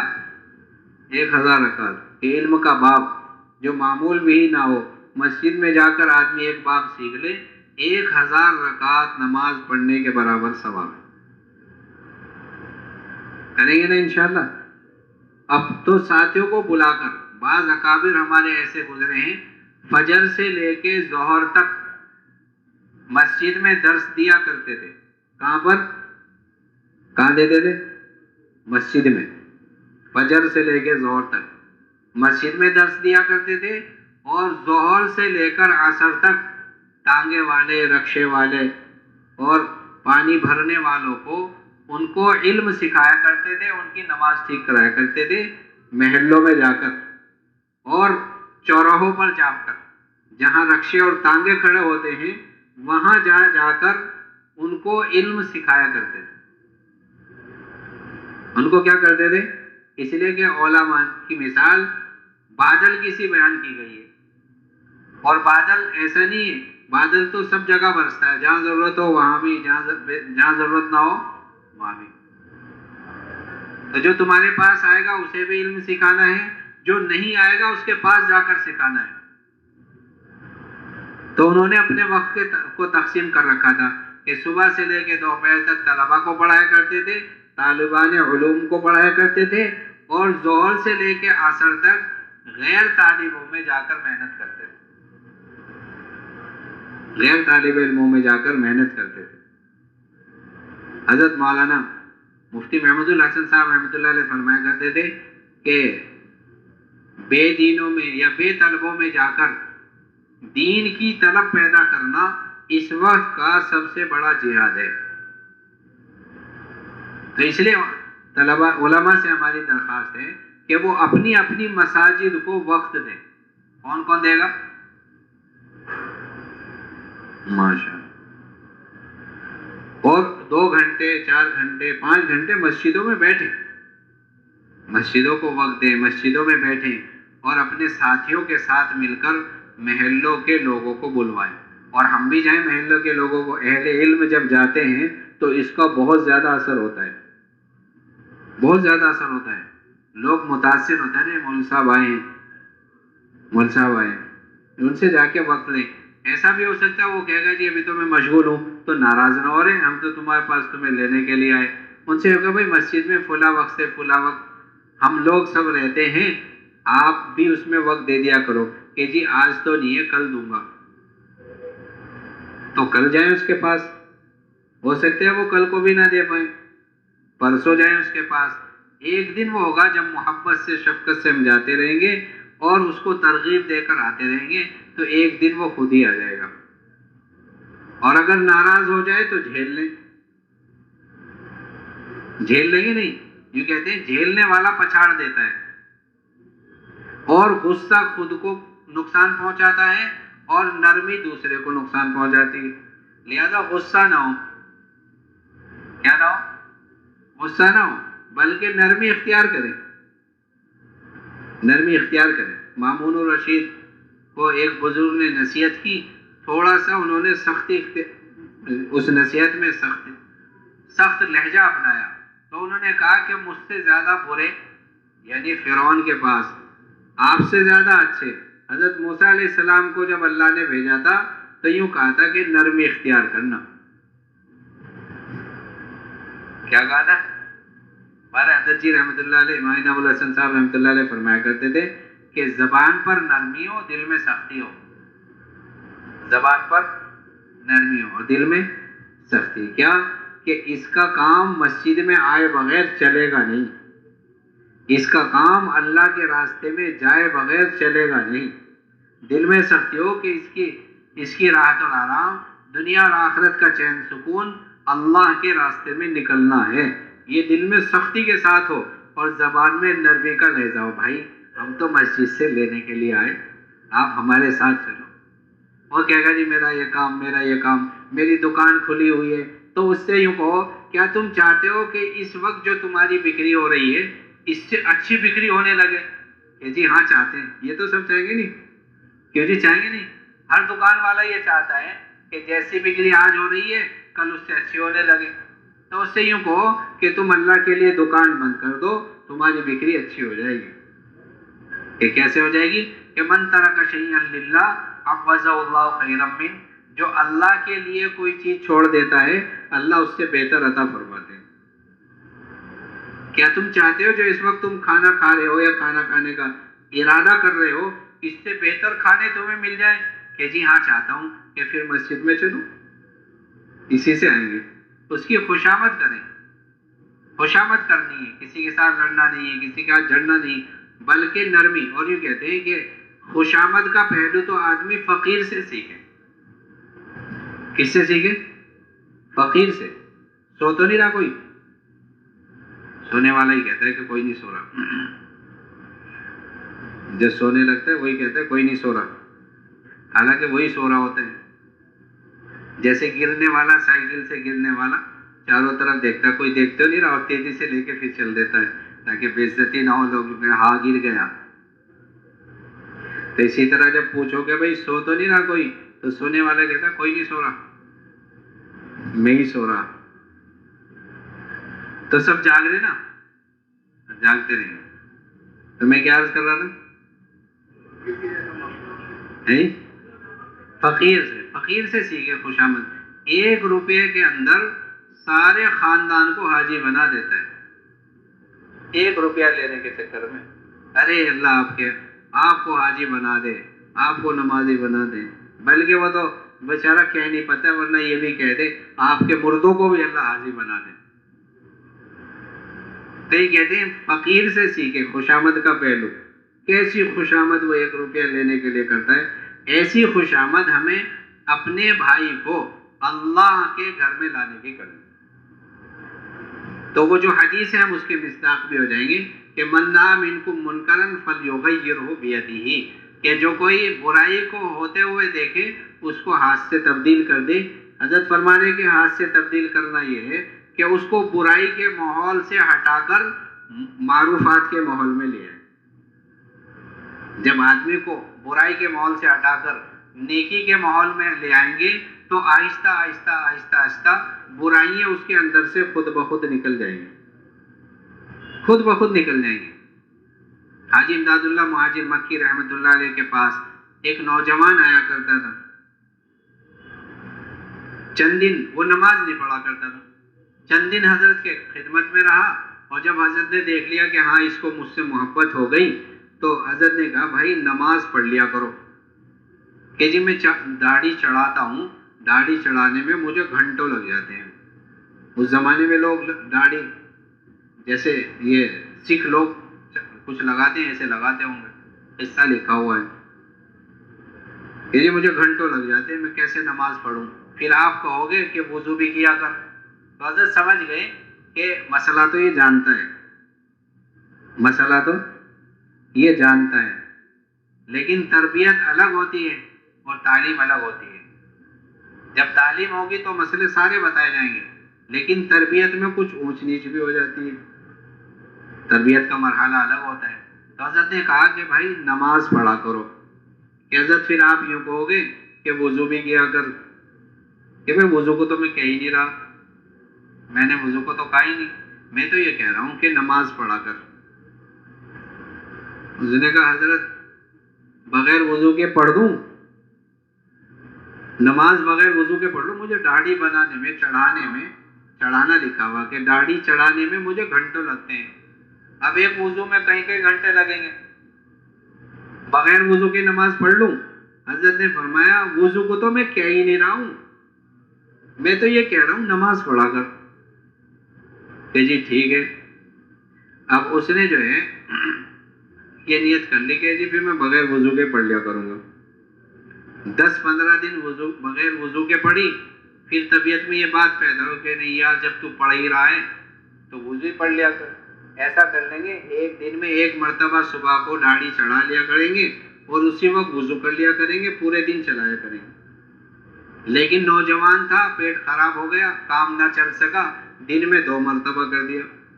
پھر بھی کام نہ چل سکا تو اس نے داڑھی سنوارنا ہی چھوڑ دیا. جو چڑھانا لکھا ہے داڑھی کو سنوارنا چھوڑ دیا.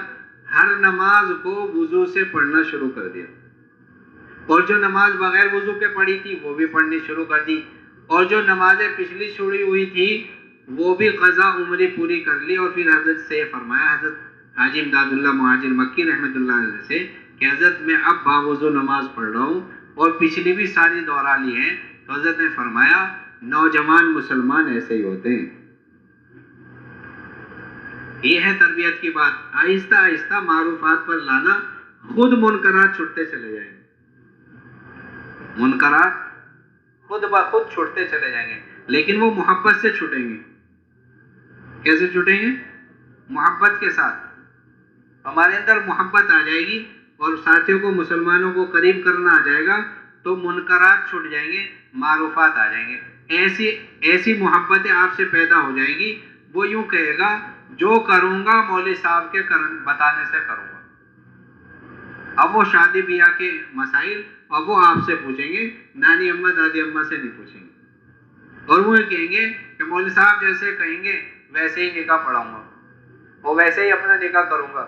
ایسے دیوانے لوگ پیدا ہو جاتے ہیں. ایک داروغہ صاحب تھے، وہ حضرت مولانا قاسم صاحب نانوتوی رحمۃ اللہ علیہ کے دیوانے تھے. کہنے حضرت میں آپ سے بیعت ہونے آیا ہوں.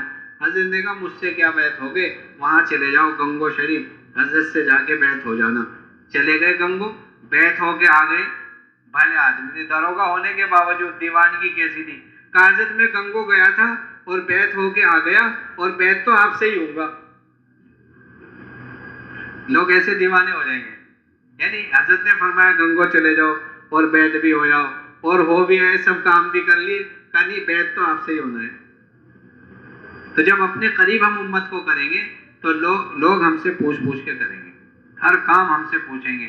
پھر وہ ان کے طریقے سنت پر آ جائیں گے اور پھر گھروں میں برکتیں راحتیں ایسی آ جائیں گی جیسے صحابہ اکرام رضوان اللہ تعالی علیہ مجمعین کے یہاں تھی.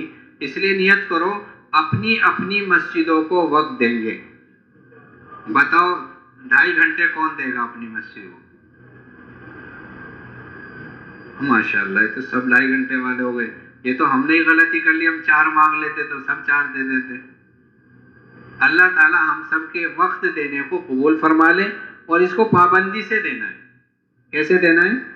پابندی کے ساتھ اور محبتوں سے لوگوں کو جوڑنا ہے. منہ بنا کر نہیں اور ماتھے پہ سلوٹ ڈال کر نہیں، بلکہ پیار سے، محبت سے اور شفقت کے ساتھ. ایسے لوگ بھی آئیں گے جیسے حضور کے پاس آئے تھے، اللہ کے رسول زنا کی اجازت دے دو. صحابہ کو بہت غصہ آیا، کہا نہیں بھائی بیٹھ جاؤ. کتنی شفقت سے سمجھایا نہیں سمجھایا، کتنی شفقت سے سمجھایا. اور کہنے لگے پھر تو اس کے بعد سے اس سے برا گناہ میرے دل میں کوئی تھا ہی نہیں. کتنی شفقت اور پیار سے سمجھایا. اللہ کے رسول صلی اللہ علیہ وسلم کے زمانے میں گناہ گار سے غصہ نہیں ہوتے تھے بلکہ درد اور غم سب کے دل میں پیدا ہوتا تھا. حضور نے یہ کہا کہ بھئی ان کا درد اور غم تو ہو، ان سے غصہ نہ ہو. ان سے غصہ ہو جاؤ گے تو یہ ٹوٹ جائیں گے. ان سے غصہ ہو جاؤ گے تو یہاں تک کہ حدیں بھی قائم کی ہے، یہاں تک کہ ہاتھ بھی کٹوائے ہیں، لیکن ہاتھ کٹوا کے رو بھی رہے ہیں. بھائی حد قائم نہ ہو یہ تو ایک نبی کی شان نہیں ہے، لیکن اس کے سامنے اس کے ایک امتی کا ہاتھ کاٹا جا رہا، اس کو درد پیدا نہ ہو، ایسا بھی نہیں ہو سکتا ہے. تو درد پیدا ہوگا تو امت جڑ جائے گی اور غصہ آئے گا تو ٹوٹ جائے گی. غصے سے ٹوٹ جاتی ہے اور درد سے جوڑ پیدا ہو جاتا ہے. حضرت علی رضی اللہ عنہ کے سامنے ایک آدمی لایا گیا جس نے چوری کا اقرار کیا. لایا گیا کہ بھئی کہ حضرت اس نے چوری کی، کہ ہاں جی میں نے چوری کی، کہ نہیں اونٹ تو سارے ایک جیسے ہی ہوتے ہیں، اس نے اپنا سمجھ کر کھول لیا ہوگا. یعنی مسلمان کے گناہ کی تعویلات ہوا کرتے تھے کہ نہیں اونٹ تو سب ایک جیسے ہوتے ہیں، اس نے اپنا سمجھ کے کھول لیا ہوگا کہ جی نہیں میں نے تو چوری ہی کی ہے. کہ اچھا تیاری کرو اور اس کا ہاتھ کاٹیں گے، اور ذرا بھی انتظار کرنا میں گھر ہو کر آتا ہوں. آپ گھر گئے، پھر آ کے اس سے پوچھا ہاں بھائی بتاؤ تم نے چوری کی ہے؟ کہ جی نہیں چوری تو نہیں کی. کہ اچھا جاؤ. اس کو چھوڑ دیا. کہنے لگے حضرت آپ نے تو تیاری کروائی تھی اور اب اس کو چھوڑ بھی دیا. حضرت نے فرمایا اس کو پکڑا تھا اس کے اقرار پر اور چھوڑ دیا اس کے انکار پر. جب اس نے انکار کر دیا تو چھوڑ دیا. حضرت عبداللہ ابن مسعود رضی اللہ عنہ کے پاس ایک آدمی لایا گیا جس کی داڑھی سے شراب ٹپک رہی تھی کہ حضرت اس نے شراب پی ہے. حضرت نے فرمایا اسے چھوڑ دو، جب کوئی چیز ثابت ہوگی تب مواخذہ کریں. اللہ تبارک و تعالی صحابہ کی ان اداؤں کو ہمارے اندر پیدا فرما دیں. وہ جب آئیں گی جب ہم صحابہ کے طریقے پر علم دے لے رہے ہوں اور صحابہ کے طریقے پر دعوت کی مبارک محنت میں لگے ہوئے ہیں. سب لگیں گے انشاءاللہ، سب اپنی مسجدوں کو وقت دیں گے. اللہ تعالیٰ قبول.